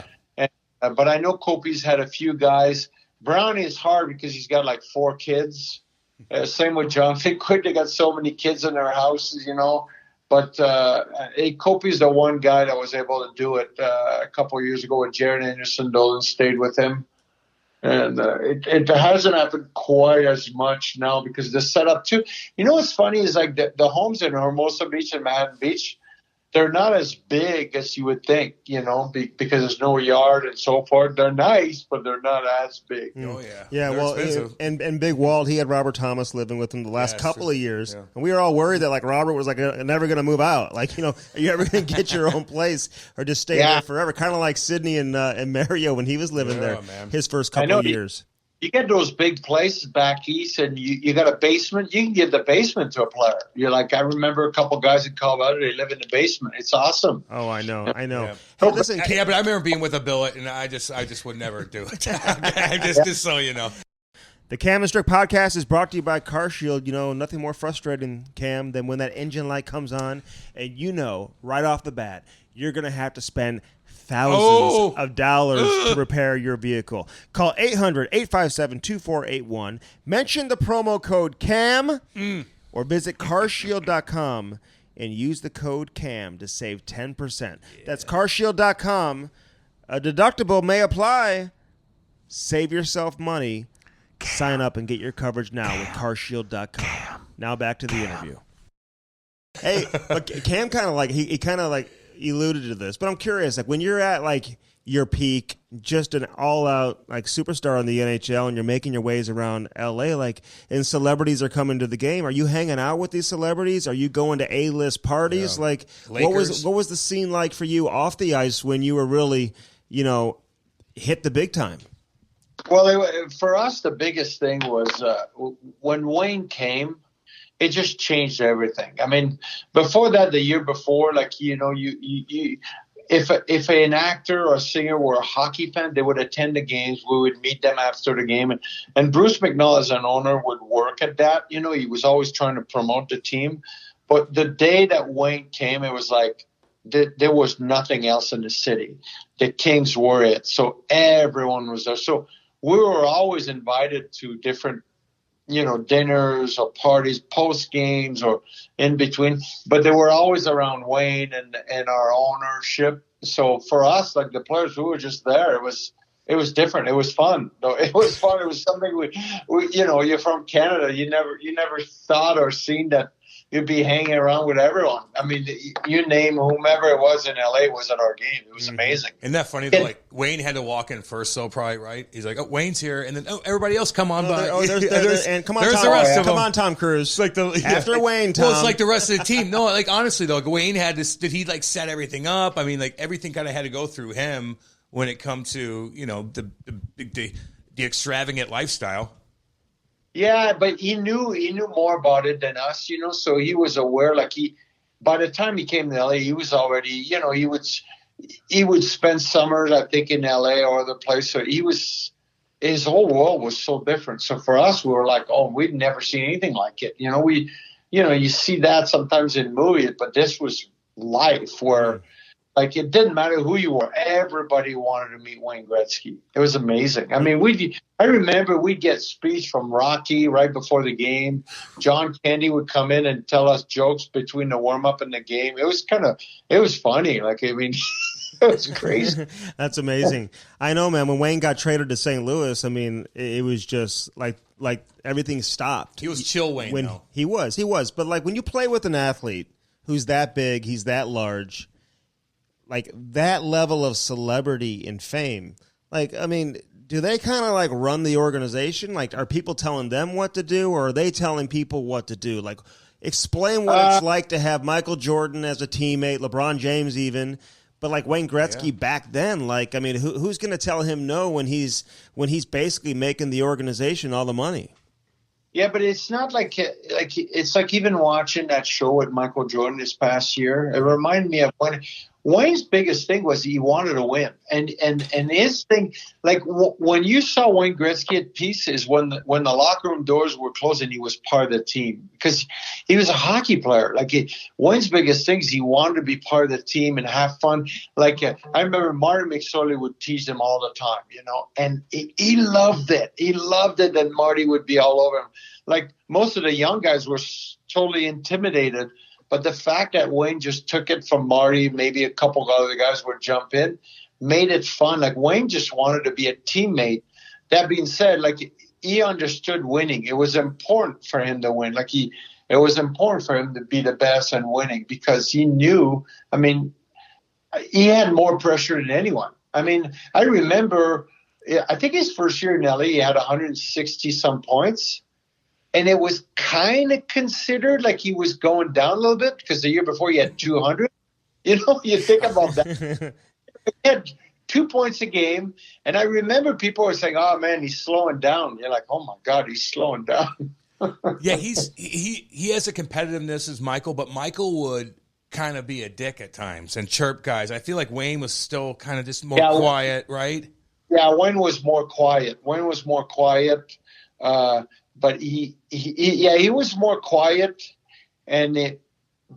everything else is the same. If you were down 3-2, you would find a way to create double the amount of chance that he had. It's amazing how much he performed under pressure. But what playing with him though? Was it nerve-wracking? I mean, it was, of all the guys you did play with though, was he the easiest? Did he give you that look after you screw a pass up, or you kind of looked him off? I mean, like, explain that. Well, for me, like, he was my idol. So I clearly remember when he broke in the NHL, I think I was like 12. And it was like any time I got to see Edmonton, I would want. He was the hardest working superstar I'd ever seen. I just loved I had pictures in my room of him. I would study his stuff. And so to finally find myself playing on the same team, on the same line, it was super, super intimidating. I remember my first game in the NHL against Edmonton, and Wayne missed a pass, and he was by the bench, and I was staring at him. I wasn't playing again. I was on the bench, and he skated by the bench, and he threw an F-bomb, and he was mad at himself, and I couldn't believe that he was swearing. Like, it shocked me. That's how much I idolized the guy, When you're like, wow, I can't believe this guy, he swears, And so I almost didn't see him as a normal player. So I'll never forget, I started playing the season with him, And like I want to be him. So my last year in junior, I got like 130 assists. I wanted to make the play just like Gretzky always. So we're going on a 2-on-1, and I'm thinking I'm gonna take my time, saucer perfect pass for him to one-time it. And as I threw the pass, the D knocked it out of the air. So he comes back to the bench and he said, "Hey, Lucky." I go, "Yeah." He goes, "Just give it to me right away next time. Just give it to me." He goes, "Don't worry, I'll give it back to you." And I'm like, I know that. But after that, for the next like 5 or 6 or 7 games, every single time I touched the puck, I just fired it to him. I was so nervous, And I'll never forget, my coach told me, he says, "We're going to have to take you off the line." He goes, "You're not even trying to play anymore." And I was so disappointed. Oh, my God. Well, I can only imagine. Okay, listen. But it took a while. Oh, yeah. Oh, yeah. So when he scores 802, when he breaks the record, like, I mean, if you really think about the game stopped. Like, they stopped the game. Gary Bettman's on the ice. He breaks the record. And, it's like the whole hockey world just stops. Everybody's celebrating after the game. I see you with your hats on. Yeah. Listen, he gets that Rolls Royce. Like, whatever happened to that Rolls Royce? Did he keep the car? And then apparently it was a used Rolls Royce. Is that true? Oh. That's what we heard. It was a used Rolls Royce, but I never heard. I don't know what happened with the Rolls Royce, and I don't know what. But you know what?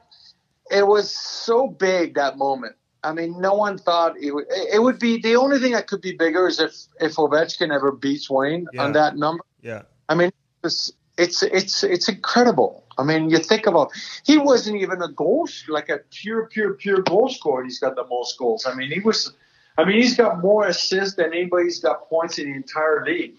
It's amazing. I know it is crazy. And you assisted on the goal, by the way. So that had to be like a moment that you'll just.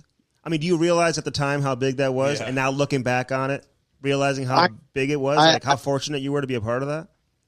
Like, I knew how big that was at the time because I think we all realized. And then the thing about it, though, is a couple years prior, when he beat the all-time point records, I think it was actually, the game was in Edmonton. I don't think I realized at the time how big that was, And Gordie Hart came on the ice, and then if you remember that, he tied the record with the tying goal, and then they stopped the game. He came on the ice. Gordie came on the ice, and he did a speech, and then we went on to finish the game, and he scored in overtime to win the game. So I don't think I realized how big that was at the time. So I made sure the next time I knew how big that was. What about playing with, I know it wasn't too long, but a guy like Jeremy Jagr, his work ethic, his size, and his character too. I mean, he was kind of a different bird, and I don't know how he was at that early of an age, but explain him for a second. For me, I was 1 year in Pittsburgh. It was the year of the lockout, and I was Yags had been really good when Pittsburgh had won their 2 cups, if you remember, but he was not, it was Mario and everything. So that year, Mario was not playing, and Ron Francis was kind of like the number 1 center. And it was really the coming out year where Jagr became this superstar. And I think he got close to 2 points a game that year and so forth. And what was interesting to me is every game, post game, he would go in the gym and do leg weights. And here was one of the strongest guy in the corners and everything. And I remember seeing that. I'm like, I had never seen anybody doing weights post game. This is like the early 90s, So I was floored what he was doing. So I started doing that because I saw him do it. And, I saw how powerful he was. But that's what struck by me. It's like, obviously, we all knew how great of a player he was. But to see him put in the work post game, every game, he never missed a day. I was like, wow, this guy is special. And that's why I think he was able to play so long, is how disciplined he was and how passionate he was about the game. I mean, he could stay post-practice for an hour and play 3-on-3 with whomever wanted to play with him. I mean, that's crazy. Parachute runs, too. What's that? Yeah. Parachute runs. Oh, yeah. Oh, he was crazy. Well, it's too bad that you missed Mario, too, considering that he was your idol and that he wasn't available to play that year. But listen, how bad did it hurt you to get traded from L.A.? Because I know, reading some stuff, I know Bruce told you that he would never trade you. You would basically play your entire career in Los Angeles. And it kind of goes back to the Marcel Dionne situation. Like, you learn right away that it's a business. Oh, yeah. And then it kind of hits you right in the face. Like, how difficult was that to get traded and have to leave LA? It was hard. It wasn't easy, especially the year before. I didn't know at the time, but I broke my ankle, and then I kept playing on it. And then I got surgery at the end of the year. And then, when we got the new GM, he kind of told me, I know you heard rumors. He says, I'm not telling you we don't want to trade Luc Robitaille, but he goes, I'm not telling you if we don't get the right offer, we wouldn't trade Luc Robitaille. So I went to my wife. I go, I think I'm going to get traded. So I was kind of disappointed, but it is part of business. At the time, you're emotional. You don't understand because everything is about the franchise and the team. And then you realize there's a part of it that's a business. And it's just the way it is. Yeah, I know. I know. And listen, you made some comments then, and that's kind of what I'm getting back at with Wayne. I'm not saying Wayne made the deal, but he got one of his friends coming back the other way. You had some other guys, obviously, that came there after he got there, who he was real close with, guys like Paul Coffey and some other guys. And Rick Tocchet was part of that deal. What I know today and I didn't know then is no. Because I know Wayne. Wayne was not involved in saying, you got to get rid of this guy, whatever. But I could see management, the GM saying, well, I know he knows him, and I'm gonna make that trade to get that guy. And that person that's a manager, whatever, would try to do things thinking it's going to be better. At the time, I'm sure the manager thinks that's going to be better for the team. I'll get a guy that when gets along that he could play with him. You know what I mean? It's not like, you see what I mean? That would be more that way. I know today that it's not like Wayne. Wayne never went to anybody and said, you got to trade this guy. You got to do this. It's not him. Yeah. He's not LeBron James. No, yeah, exactly. He's not LeBron James or Michael for that matter, really. Too. But so why didn't it work out for you in Pittsburgh, do you think? Then you go on to New York, and then you play with Gretzky again, and you play with some other big dogs there. Yeah. So everything kind of comes full circle, It's actually not that it didn't work out. At the time when I went there, if you remember, we had the lockout. Mm-hmm. So when there was settlement on the lockout, if you recall in those days, everybody you would sign a 2-year deal and an option year. Everybody had an option year. So when the lockout happened, there was a settlement. They said they were going to get rid of the option year. And I think it was fought in on the union side. So whomever had an option year left the next year, you had the option the player had the option to take the option or to get out of the option. So for me, the way my contract was written, if I got out of the option, I was able to go to arbitration. And at the time, my agent was Tom Rich at the time, and he said, well, we're going to get you out of your option because he said you have the best arbitration case ever. You got 8 years in a row with over 40 goals. So that's pretty good. Yeah. And I said, okay. Again, I think Pat Brisson was starting as an agent. He was working with Tom, but I clearly remember Tom Rich. I think the only guy that had a better arbitration case but never got to it was Ray Bork, obviously, and I think he had signed, I can't remember if it was a year before or so forth. And so that's really how it happened. So then Howard Baldwin, it was hard on everyone, those lockouts. And I think financially he knew Mario was coming back. He had to pay him big. So he was very honest with my agent, not me personally. But he said, if Luc files for arbitration, we won't be able to pay him. So we'll have to trade him. And it was more like a handshake deal with my agent. He says, okay, we'll work. He said, I'll make it fair to him. And then that's how I got traded to the Rangers, and I signed a new contract with the Rangers. But, Pittsburgh made a good deal. And, it was a good deal for both teams if you look back. Time to talk a little bit about Daredevil hockey, the ultimate in performance plus protection. Daredevil is a lightweight compression-based layer designed with Kevlar cut-resistant fabric overlays that protects all the vulnerable areas of the upper and lower body from skate lacerations. Get yours now. www.daredevilhockey.com. Use that promo code Cam and Strick. You'll save 25%. Now back to the interview. Let's go. So you get to New York. Like, what was your mindset when you got there? I mean, you had some big dogs that you played with. I mean, you had Messier, you had Brian Leetch, these guys coming off a Stanley Cup. So what was it like walking into that dressing room? I loved every minute I was in New York. It was awesome. I mean, it was kind of weird because I wasn't really used to play a secondary or third tier role, so I wasn't mentally, I didn't handle it right. I was hard on myself. I was really trying to figure out what I was doing wrong. And my minutes were cut a little bit, so I wasn't used to that. So in those days, no one communicated with anybody. So if someone would have communicated with me, say, hey, this is what we're going to do, I would have been all right. If this helps the team. But as far as the guys, the city, the organization, there's nothing like playing. It's awesome.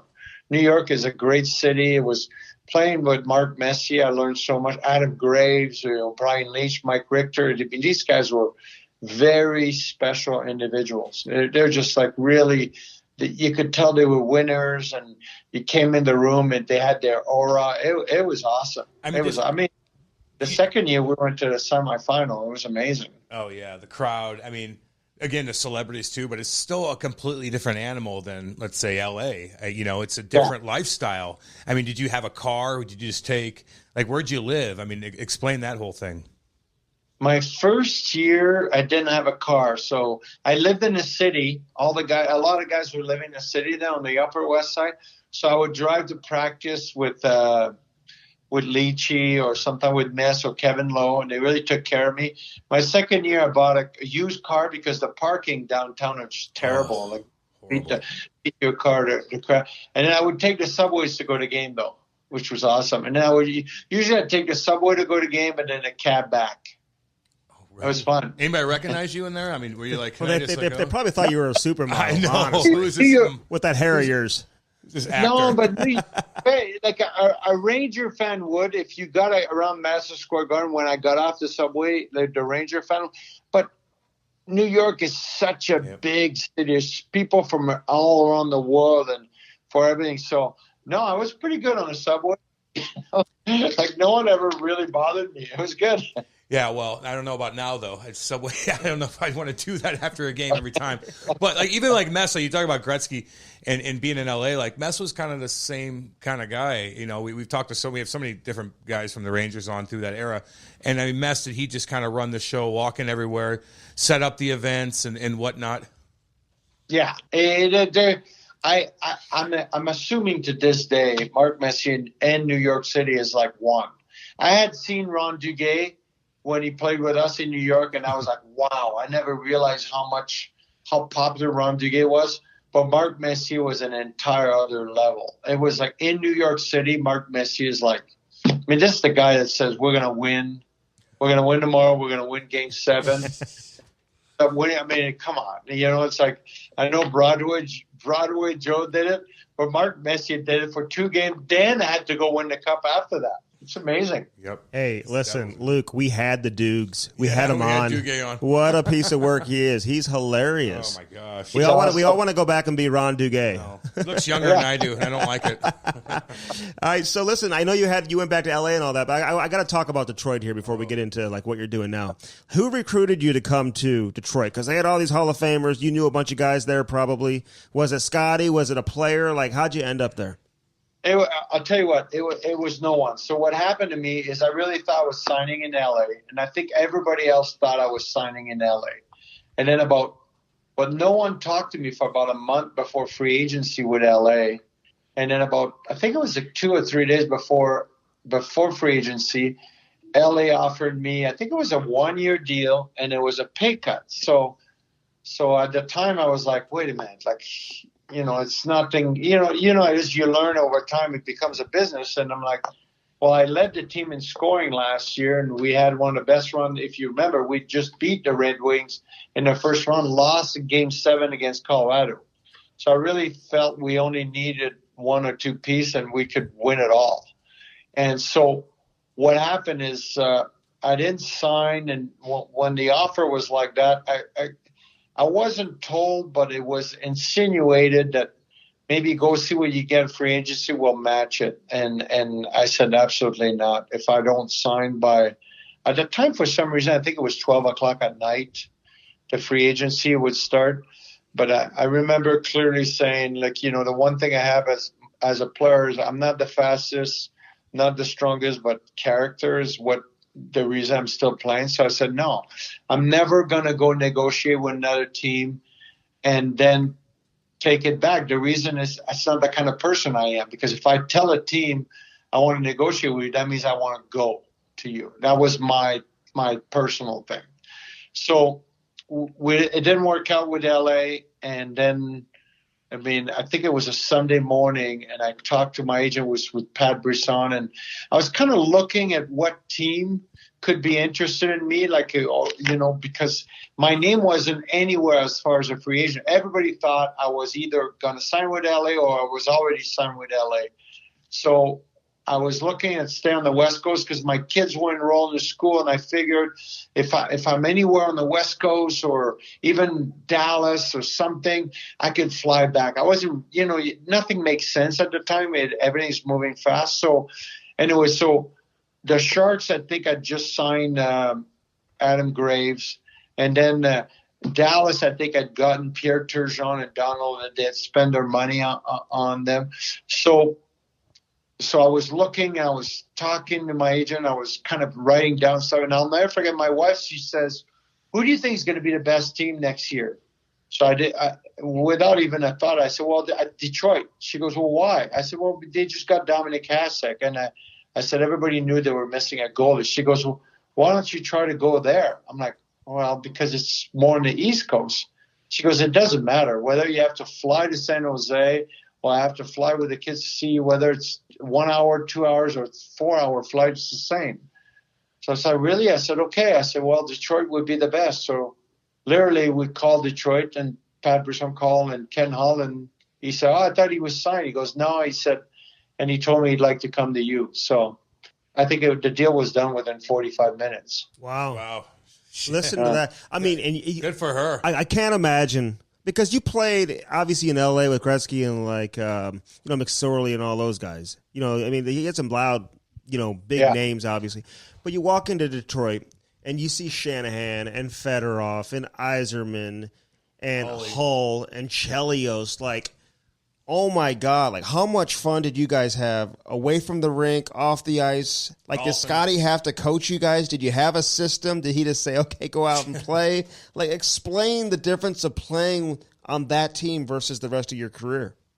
It was surreal, and there's a saying that people say, "You never really know how to win until you win." And I really realized that year what it takes to win, because then obviously we all had a great career, but there was such amount of trust amongst all the guys. And Stevie was the leader. Nick Lidstrom obviously was leader on D, but there was an amount of trust where you knew when you went off the ice, the next guy was going to cover for you. It was just so much fun. And it was like everybody always looked at everything as a big picture. Like, I'll never forget Scotty Bowman. He didn't come on the ice the first week at camp. And then I think the second or third day he came by the board, and he told Dave Lewis and Barry Smith, that was his assistant coach, he said, I know they're going to skate a little bit. And he's not really addressing us. He's addressing the two assistant coaches. If you guys know Scotty, it's kind of funny when he talks, Mm-hmm. Oh, yeah. We had him on. And he starts getting mad at the coaches. I don't want to see anybody get hurt. And he's pointing at them. He goes, no one is allowed to stop. And he's giving them shit. No one is allowed. And we're all laughing. We're behind it. We're laughing. He goes, if anybody gets hurt, it's your fault. And then he goes, because we're going to play till June. There's no sense. But I'll never forget, I skated away. I'm like, this son of a gun just said we're going to play till June. Like everything was about, you're doing this today, but it's because we're going to play till June. It was always like, without saying, okay, we're going to win the champion. We're trying to win the champion. He was always like talking a certain way that was different. Like there was another game where Chris Draper, I think that year had 20 goals or something like that. And he was on the grind line, and the grind line was known, they kill penalties and they grind the top line. Well, there was one game where I think Chris Draper had 2 goals, and we were up maybe 4-2 or 5-2, and it was maybe 4 minutes left. We got a power play, and it was a commercial, so they're scraping the ice, and all the guys like Shanny, they're like, "Come on, Drape, get out there, go get your hat trick." And Chris Draper looks at Scotty. And Scotty says, "I could swear. Is this a podcast? I could swear, guys, huh?" Oh, yeah. Oh, yes. Hell yeah. Yeah. I'm surprised Cam hasn't sweared. Yeah, this is actually amazing. It's Scotty, a longer run than Cal Ripken. Scotty just barely, I don't think he even made eye contact with Chris. We just get the fuck off the ice. And it was like, the message was clear. It was like, no, you're not here to score goals. Then he did on purpose too. He's like, Holly, Stevie, Luke, like Nick, he put like the best power play he could. So his message was like, no, regardless of where you're at today, you're here to kill penalties and you're to grind. These guys are here to score the goals. You're not the guy getting 3 tonight. I'll never forget that, but it was a kind of a subliminal message that we all had a role, Mm-hmm. That's so crazy. Control. I mean, but okay, so you have Yzerman there, though. You played with Messier. Like, you think about all-time captains, like those 2 guys are on the list. You played with Gretzky. You were a captain. I mean, now you've got Kopitar there in L.A. now as you're running that team. Like, okay, but Yzerman and Messier specifically, like, what were the similarities? What were the differences in terms of how they led? Funny enough, no one's ever asked me that question. But now that you say it, there was quite a bit of similarities about them. They never yelled at anyone. You always see movies about leaders, they're yelling and everything. They never yell at anyone. They rarely spoke, like Mess spoke a little bit more, like Mess was having fun. But Stevie was really funny in the locker room, like really. But when they spoke, everyone listened. And it's very interesting. It's funny. They're very, very similar. I've never even thought about it until today. Good question, by the way. Oh. Well, he's a journalist. Very, very similar. He's supposed to ask the good questions. But was there any leader that you played with that was like the opposite of that worked? Like loud? Did I ever have any guy that was super negative? I mean, I think, without naming names, I think I've had coaches that were. But I think it's hard to coach because you're trying, you're always trying to correct things. But I would still say that today my best coaches are the one that found a lot of positive out of players. You know what I mean? Like they led them by saying, look, this is what you're doing good, do it more. Oh, but make sure you don't do that though, versus a coach just breaking you down every day. But Yzerman and Messier were really good quietly. When they spoke, it was important. Now, I do recall one thing about Mess that Stevie didn't do. Like, Mess was really positive. And I remember when I was with the Rangers, we had a game where we were down 2-0, but we were playing well.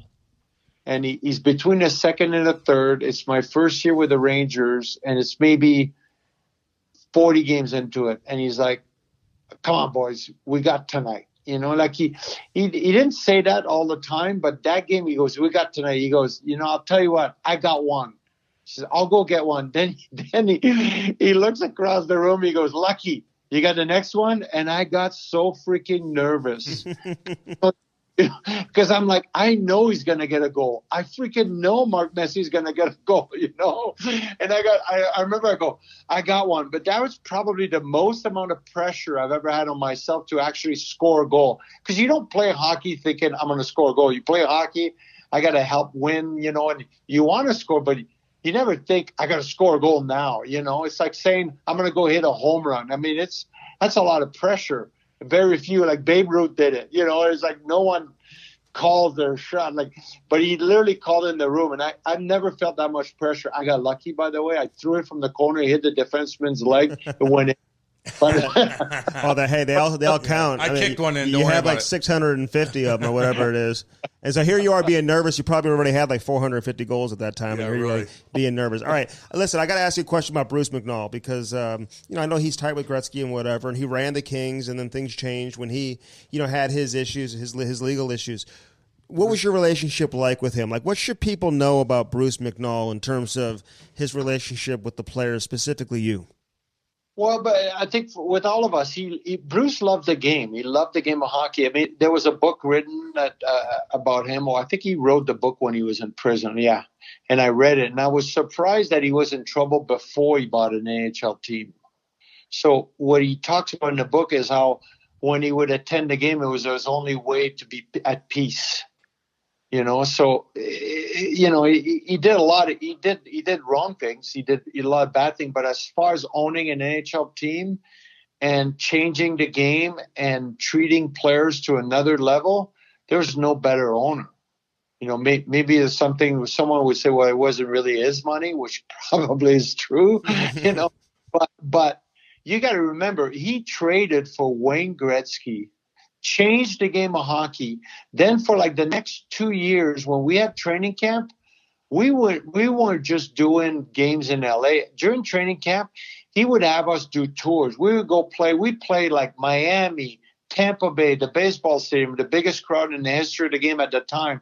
We would play like Cincinnati, Cleveland, Phoenix, Dallas, Houston. We played everywhere. And everywhere we would go, it was around Wayne Gretzky coming to town.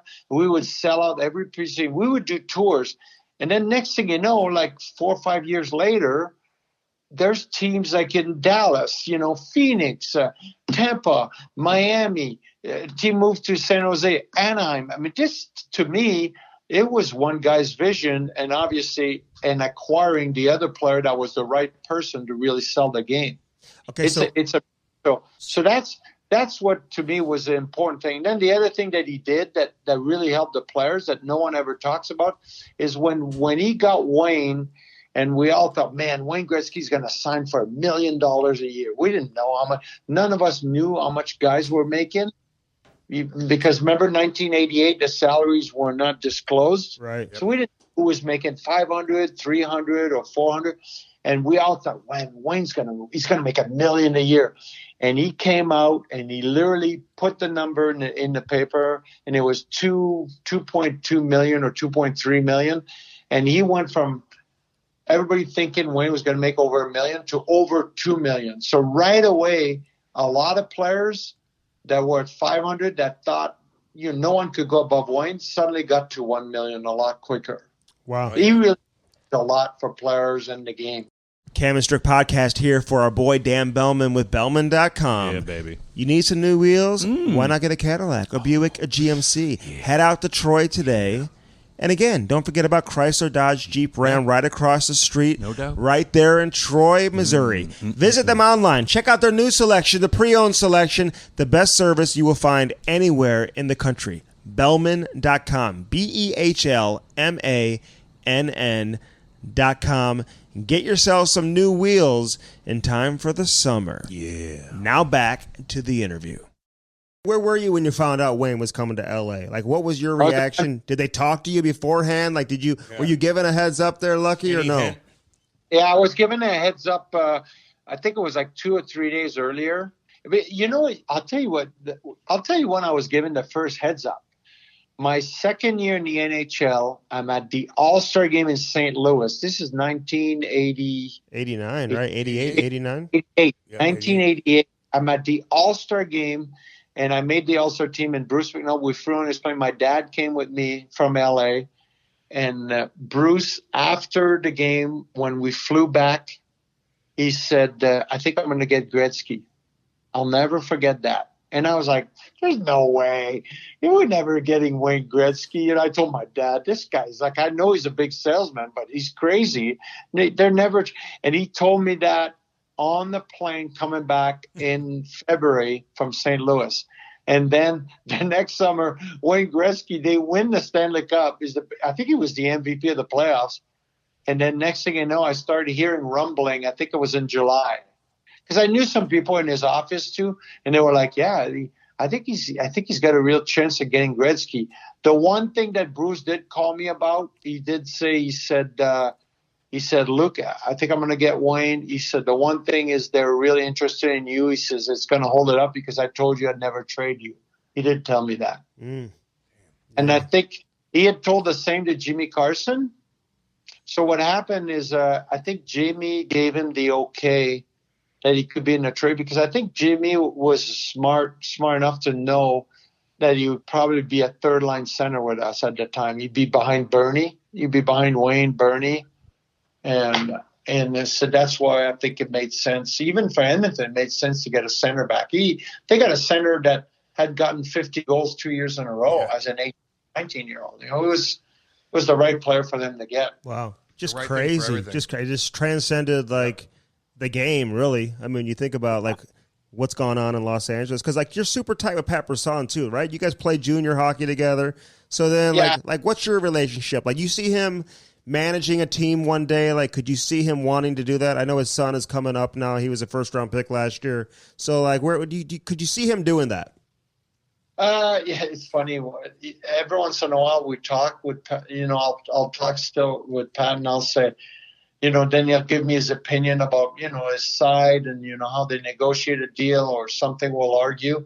And I always tell him, I can't wait till you manage a team, because it's not what you think, because I go, you think it's just about getting the most money for your guy. I go, I can't wait till you're on the other side. So I guess by saying that, I do believe he could do real well. There's many agents that have done really good. If you remember, one of the first guy I can remember was Pierre Lacroix. Mm-hmm. What negotiator and manager he was. A lot of Mike Barnett was. There's a lot, Bill Zito now in Florida, I think was an agent. Yeah. Well, there's a lot. Dean Lombardi was an agent. So there's a lot of guys. These guys do a lot of deals. They know how to talk and everything. So, yeah, I think Pat would be really good if he ever decides to do that. I'm not sure he would. I think he seems to really care about his players, and I think that goes a long ways for them. All right, so do you run the hockey side and the business side? Or, give us an idea of what you're doing. Are you in the mix, in the grind? As a Hall of Fame player, you're going to work every day, going toe-to-toe, negotiating sponsorships with, major CEOs in Southern California? Walk us through what you do there, Luke. Major CEOs. Well, I've been doing the business side for 13 years now. So, for us, what was the most important with the Kings at the time is when Dean was a GM, and there was not really anyone talking about the culture of the team or the direction of the organization. And fortunately or unfortunately, we're really lucky we have an AEG as our ownership group. But what would happen is AEG owns the Galaxy, and AEG was built Staples Center and all the real estate around. And there was a lot of complaint from fans, because when you're fans for a team, let's say you buy season tickets for the LA Kings, okay? And the Galaxy, our soccer team, signs David Beckham. If you're spending your hard-earned money to buy season seats for the Kings, your first reaction is well, where's my David Beckham? What's AG doing for the Kings? I'm glad for the guys, but what are you doing for my team? I'm spending $8,000 or $6,000 a year on this team to go see their games. What are they doing? So that was my pitch when I met with Tim Lewicki and Mr. Anschutz and Dan Beckham. And at the time, he say, why don't I be the person that's going to address every one of those situations with the fans? So that's how it started. So, and then at the time too, I understood the direction Dean wanted to go. So we started, talking about the young guys coming. At the time, we got Drew Doughty, Anze Kopitar was coming, Gaston Brown. So we were explaining to them, you have to be patient and so forth. So we changed a little bit of the direction of the organization. We changed the pitch. It was we are here for you. We hear you. We understand your pain. The team hadn't won 40 years. And so forth. So that's how it started. So obviously it involves like a relationship with your sponsorship, season seat, the direction of marketing. If you remember, we changed the color of the team. We went back to black and silver. Mm-hmm. All that stuff we've done was the idea. And then we started treating ourselves like we're Los Angeles. Like you look in our city, the Lakers and the Dodgers treat everybody, players, fans, to a certain way. We started doing that. And obviously that means you got to spend more money, so you got to have a good owner. And it really helped us kind of change the direction of the franchise. Yeah. So, I did that for about 10 years. The last, since 2017 now, I've been more involved. I mean, it's Rob Blake's decision, but we work together. We have a clear vision. We understand it takes time. You have to be patient. You have to work real hard on helping develop your young players. But if you do it right, you can have like success for 8-10 years. You can have a real good run. I mean, we were looking last night. We played Colorado, and they drafted Landeskog. Was it 10 years ago? And they're finally a team that you could say, well, they're a legitimate contender. I hope it doesn't take us that long, but hey, but you already got a couple. Hey, but you don't trade your draft picks though, Luke. How much do you value the draft picks? I'm looking at it and I'm wondering, like, if that's by design, like, hey, we got to hang on to our draft picks if you want to truly build what you're talking about. Especially in today's system. So we haven't traded a draft pick since 2017. Actually, that's not true. Sorry. We traded 1 second-round pick I think we had 3 last year. We traded 1 for Elias Anderson, which was a young player, like he was drafted. Player. And but since 2017, beside the Elias Anderson deal, we haven't traded 1 pick yet. And we've had a real focus exactly on the type of players we want, the type of character, and so forth. And we've been developing. Gabe Velarde has come on. I mean, he was hurt for a year, but he's come on, and Quinton Byfield's only played a few games this year, and some of our young guys. This year, like, people forget, like, we have a 19-year-old defenseman, Bjornfort, playing. He's playing top 4. Mikey Anderson's 21. He's playing with Drew Doughty. So these kids are really, really young still. Yeah, well, there's a lot to do out there, too. I mean, it's a tough task, I bet. I mean, if the product's not right on the ice, I mean, people will go to the beach or they'll go find something else to do. There's a lot to do in L.A., and I'm sure you guys have to take that in consideration all the time. Yeah, I think what we're doing is we're really focused on our fans. Like, hockey fans are very passionate, and obviously for us, we understand our Kings fans are very, very passionate, and they take pride on. They love, like, LA Kings fan. They love to be in a reception with people that don't know hockey. When the Kings are winning, they're teaching them what the Kings are doing, so forth. So we know the passion. So we go out of our way to tell them and educate and talk with them about what we're doing. So they communicate with us about, like the draft picks and where they're at and so forth. And they question them when they're not doing good too, which is good, But I would say communication with our fans has been our priority, for the last 3 years. So they really understand the direction of the organization. Hey, you're so busy. How do you have time for your Cameo? Because I hardly have any time for my Cameo. Oh, get on with yourself, Andy. He's got one going. Hey, you do that too. I'm like, when they call me about it, I was like, I don't know if I have time to do that and everything. But I have a foundation. I'm like, I don't even know how to collect the money, by the way. Oh, I'll teach you. I'll show you how to do that. I'll show you. It's a great feeling, by the way. Every once in a while, the other day I felt so bad because there was one and I totally forgot about it. The next thing you know, I didn't know, it just disappeared, or it told me I screwed up. I'm like, oh man, I didn't know that. So every once in a while, I'll see my email. I'm like, oh, I better answer. So I try to do it in one take. Well, that's what you do. Just go for 2 minutes, and even if you mess up, who cares? I just want to see you. It's fun. That's so funny, man. Hey, last thing, who gave you the nickname Lucky? I mean, it's an obvious name, but like with Luke, but who gave you that name? It was Tiger Williams, and the reason was, I think it was my second game the day after the second game, and the way it goes is like, remember, I was living with Marcel Dionne. I didn't have a car, and Marcel had a Mercedes. He had a big house in Palos Verdes. So if you remember the guy, we had Maurice Lukowicz on our team. So throughout camp, Maurice Lukowicz's nickname was Luke. So like Pat Quinn would say, Luke, like, you're up. And I thought it was me. Oh. And it would be Maurice Lukowicz. So my first game and my first shift in the NHL was against St. Louis. And I'll never forget, I was playing with Marcel, and I think Bernie Nichols' lines went, and then Jimmy Carson's line went. And then Pat Quinn put, I think, Bernie's lines back. And I was like, my legs were shaking on the bench. And then he put the fourth line before us. So we didn't go till about 16 minutes into the game. And Marcel's like, calm down, kid, calm down. We're going to get out there. We're going to get out there. So when the Marcel was out there, okay, it was our line. And my left winger came at the red line and dumped it in. And I think it was Phil Sykes at the time. And Rick Wamsley was the goalie for St. Louis. He stopped the puck behind the net. And I jumped from the ice, and everybody says I couldn't skate, but I was so freaking happy. I jump on the ice, and I went in the zone, and I see Rick Wamsley behind the net, and he throws it around the wall. But I realized that he screwed up. The only guy that was there was Marcel Dionne at the hash mark. So I sprinted to the front of the net, and I yell as loud as I could in French. I go, Marcel! That's how you call him in French. And Mars, I didn't need to yell. He had already seen me.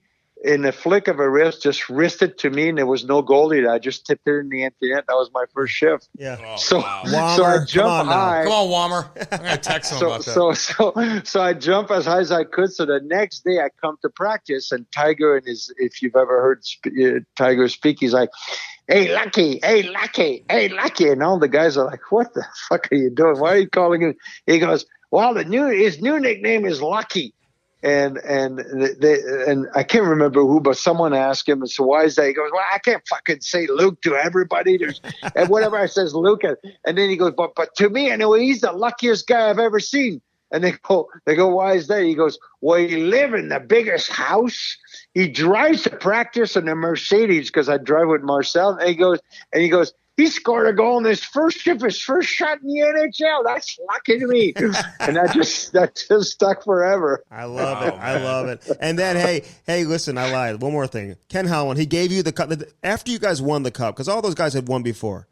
Like when he called you and told you to come pick it up, and you got to hang out with it for a day, like by yourself. Yeah, you know what it was? Like it was the day, if I recall correctly, because they were asking me that question. They made like a little video. My wife's like, that's not even how it happened. I was like, well, it kind of is, But what happened is the day after, I think it was like maybe a day after the cup, we had the team picture and everybody was hungover. And he was like, if you want, you could take it. So I got to take the cup. I can't remember, because we got it overnight. So I got to take the cup with me, and I was just driving. It was awesome. I mean, I think he knew too, like the whole Illich family knew the sacrifice my wife and my family did. They weren't with me that year, and they would fly every couple of weeks all the way to Detroit, spend a couple of days and go back.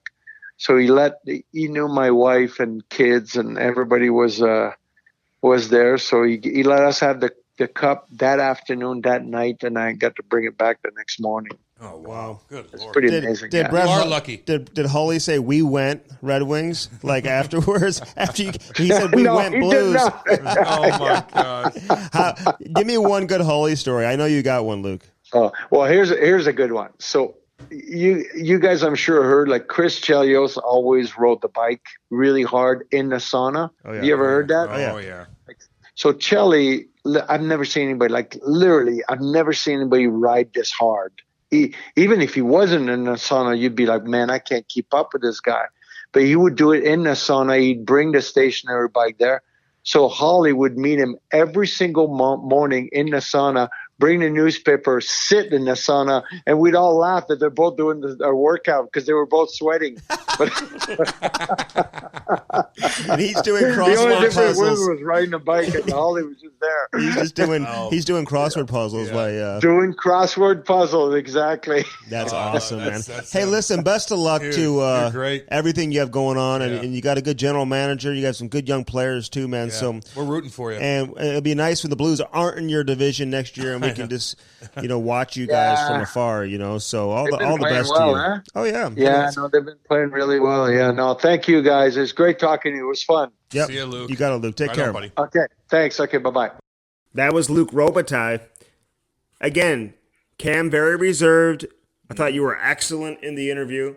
Robitaille, he's just a cool ass dude, man. He kind of like checks all the boxes. Like I don't know if there's a box that he doesn't check. Well, he's not a killer. Yeah.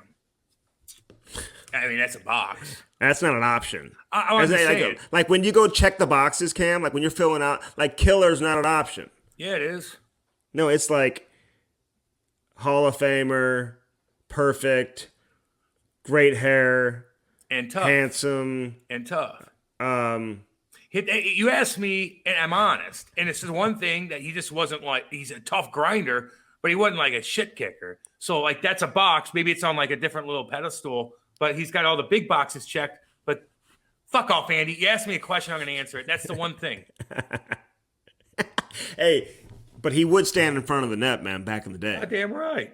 Man, he's not toe dragging cats. He's getting in the right spot. He's cerebral. He fouls the puck. He knows where to go, and he's got a great shot. And he's smart, dude. Let me say this, man. Of all the guys who scored like 600 plus, like he's probably the least flashiest of all of them. Oh, I agree. Like, Completely agree. Like I His mean, name's huge. oh, name's huge. But I'm talking about like how Brett Hall would score with the big one timer, Ovechkin the dude. big one timer. You look at Yzerman, like first half of his career, just the way he was just dangling guys and going end to end, like Sitting on his ass going top shelf. Robitaille is just like had an unbelievable shot, always in the right spot, and just absolutely clutch. Like what a gamer, dude! Yeah, I know. Like to Finally be able got to that score cup, as too. many as like his numbers when he first came into the league were absolutely incredible. Yeah, man. He got the Calder, 40, scored 40. Living with Marcel Dionne, doing this thing in the 80s in fucking L.A. I mean, how cool is that? Sunset Strip in the 80s. Fuck your Luc Robitaille. Although I don't think he was allowed to do anything because Marcel would be like, where you going, homeboy? But how cool is that, man? A little bit of money in your pocket, fucking living the life. Whoo, doggy. Could you imagine like playing with Wayne Gretzky on that Kings team? Like, I mean, how like playing with somebody. I know you played with Marty and Yager was there, but Yager wasn't like considered like a New Jersey Devils legend or anything like that. He Yeah. wasn't like there forever. I mean, he was obviously a legend of the game, but like nobody's in the level of Wayne. They're just not. Like the Nah. only person that you maybe even compares would be Sidney, like in today's game. And I guess McDavid, obviously. But Say still Mario's not- the next comparison. if yeah, anything. still not to the level of Wayne Gretzky, who basically runs the team. Even though that's not his personality, like he's not trying to be that guy. He truly wants to just fit in and be one of the boys. But he's so big, he's so famous, so powerful. Like he kind of runs the organization. Well, if let me give an example. So maybe they had like a 2 days off and they're like, well, we're going to go here. And Wayne would be like, no, I think we need to do this. Like, that's what he's going to, or there'd be a big decision on like trading somebody. I think they go to Wayne, whether Wayne would admit it or Luke wants to admit it or not. They're probably going to go to, what do you think about this? And he's probably, well, this is, look, you can't make big decisions without going through the best player on the planet that's ever lived. You can't. You just can't. You're ignorant if you fucking do. You better be asking him. You better be asking Wayne. No, he's before not you make a LeBron deal. James. Like, I'm putting this together and I'm going to do this and I'm doing. No, he doesn't. He's not loud like that. He doesn't tweet shit. He doesn't do shit. He doesn't do anything. He's just fucking. You want to come talk to me and you want my opinion? I'll give it to you, but you better get my opinion because, I mean, if I'm a fucking owner or a GM and I got Wayne, I'm like, I'm talking to him. He's going to be my conduit to the fucking team more than anybody. Absolutely. And Wayne knows what they need. That's why, listen, Wayne was always smart, man. He liked to surround himself around certain people, like no matter what team he was on, because he knew they were winners, man. He knew he could count on them, and it was smart. It was by design, man. It wasn't an accident. Yeah, no, I hear you. I heard you. All right, so what's on your agenda here these next couple days? Did you stay up and watch the whole game last night or no? Yeah, I did. Stay up till 12. I had to get up at 6. Yeah, I don't care. I'm fucking crazy. Yeah, if it's playoff, I'll do it. If the Blues are playing the Kings in fucking, February, I don't give a shit. Yeah. So it's like I'll watch the highlights in the morning and do my whatever I need to do. But yeah, last night, dude, I was engaged, and then they just lost it. And I'm like, okay, I'm done. So it is what it is. Yeah. All right, let's wrap Sweet this question, up. by the way. I've got the sausages on the. Yeah. Oh, fuck, you're busy over there. I bet. Oh, handmade sausage, but I bet they make it themselves, dude. Well, I know. Andy, I know. I eat like meat, it's Andy. like it's home, like it's real, like it's Andy, like homemade. Andy, I know. I know. I know what you're talking about.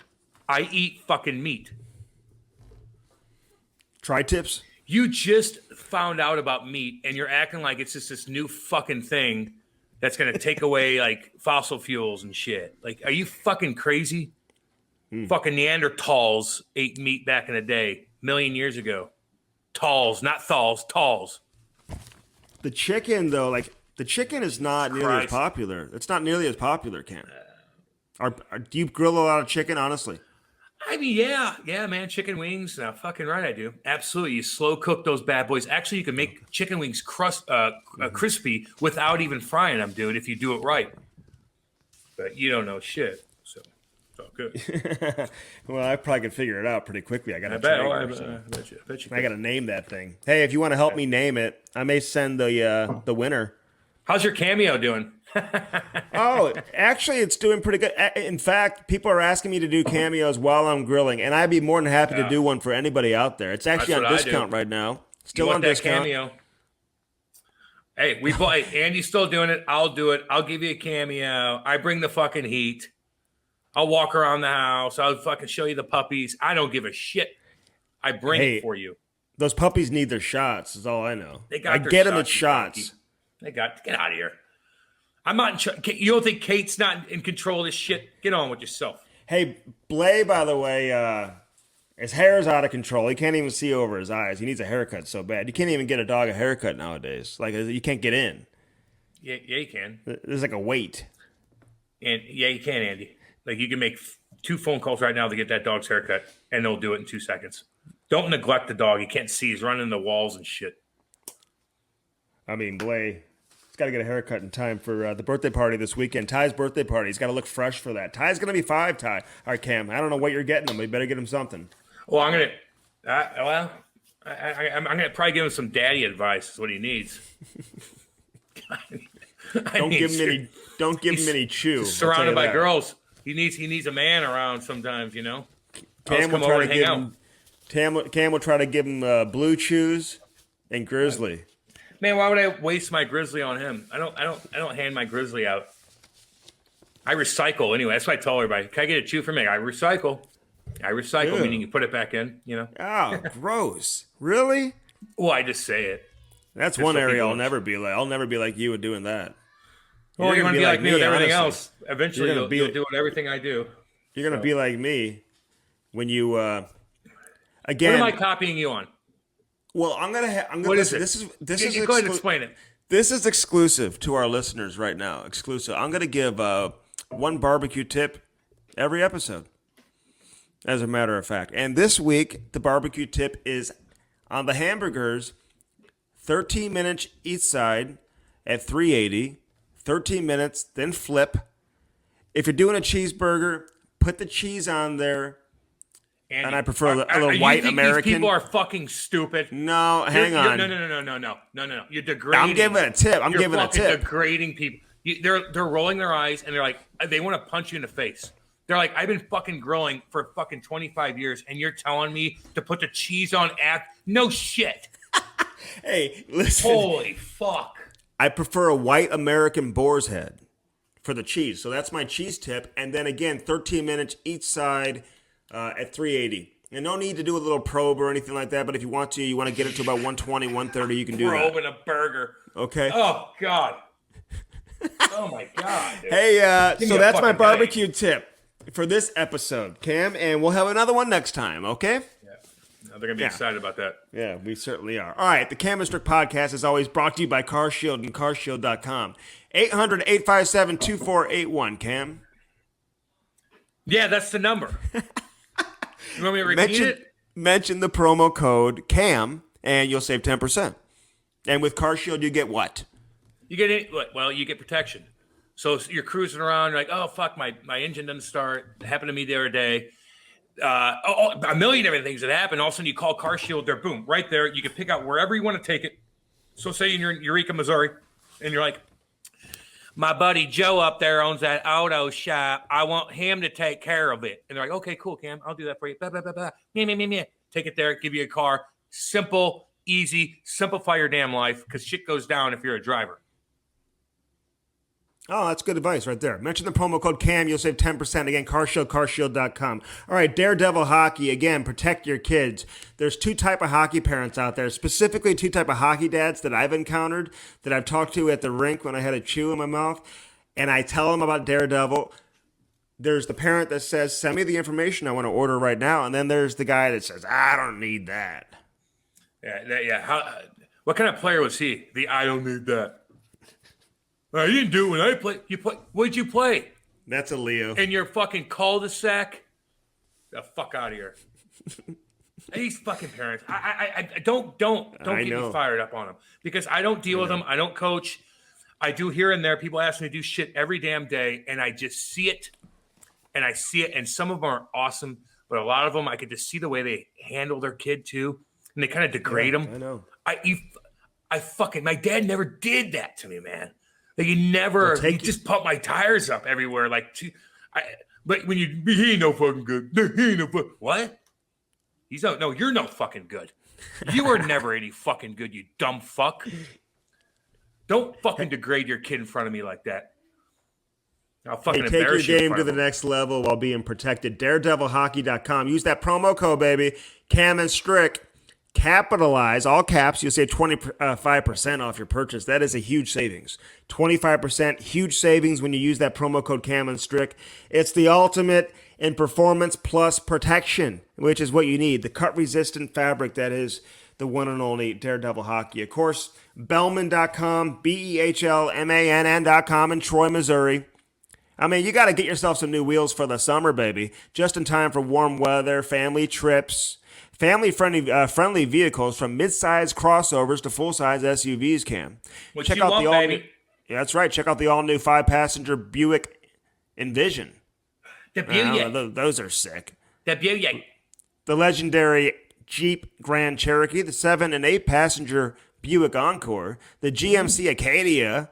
How about the Dodge Durango, man? They got everything. The full-size Kings of the Road as well with the GMC Yukon, the Cadillac Escalade, and the all-new Jeep Wagoneer. Check that out. Again, Bellman.com, located in Troy, Missouri. All right, we got to get out of here. I've got some grilling to do. Again, Cameo me, Cameo Cam, and we'll even be happy to do a cameo together. I do want to tell people, go to the website. I get the money. No, we got to split that up. www.camandstrick.com. Hey, check out the website. Everything you need to know, sponsor information, how to get to the websites. Every episode we've done is right there. We got a message this morning. Somebody just listened to the Dan Carcillo interview for the first time. That was over a year ago. The Adam Oates interview was over a year ago. Andy, they go, Cam, have you had this guy on? I go, yes. Have you had this guy on? Yes. Yeah. What about this guy? Yes. Where do I look it up? Spotify, iTunes, anywhere. Look it up. It's there. Oh, go ahead and tell them where to look it up, Cam. You tell them. It's everywhere. You type it in, your goddamn thing. It just shows every single one. Yes. We've had everybody on, dude. Yeah. You name it, we've had them. Now, there's a couple guys they want. Stevie Y. Eisman. They want some of these Detroit guys. Mm-hmm. You know, the big boy. They want Yogs. He's tough because he's over in fucking Europe playing still. I can't get him right now, dudes. The Europeans are hard to get because of fucking time difference, man. We will get all these cats. We're going to get them, all of them. That's what we do. Look how consistent we are with our fucking guests. And as far as sponsors are concerned, man, we need to help this thing keep going, guys. So if there's any Canadian boys, you're coming out of the lockdown, you got a little bit of money you got to spend on advertising, we'll help you with whatever. Just talk to us. You're dealing with Andy and I, not some fucking company. You sit us down, you talk to us, you could call us, whatever the case is. It's pretty easy shit. So, we all could use it, man. So if you need to team up with us, we're here for you, baby. Attaboy, Cam. All right, listen, enjoy your day today. Everybody, thanks for the support as always. Check out camandstrick.com. Still some hats available if you want to get a hat, if you didn't get one of those Cam and Strick hats. Yeah. Some limited number available for all of you. Enjoy the playoffs. Enjoy the hockey. Until next time. Love you thanks guys. for listening to the Cam and Strick Pod.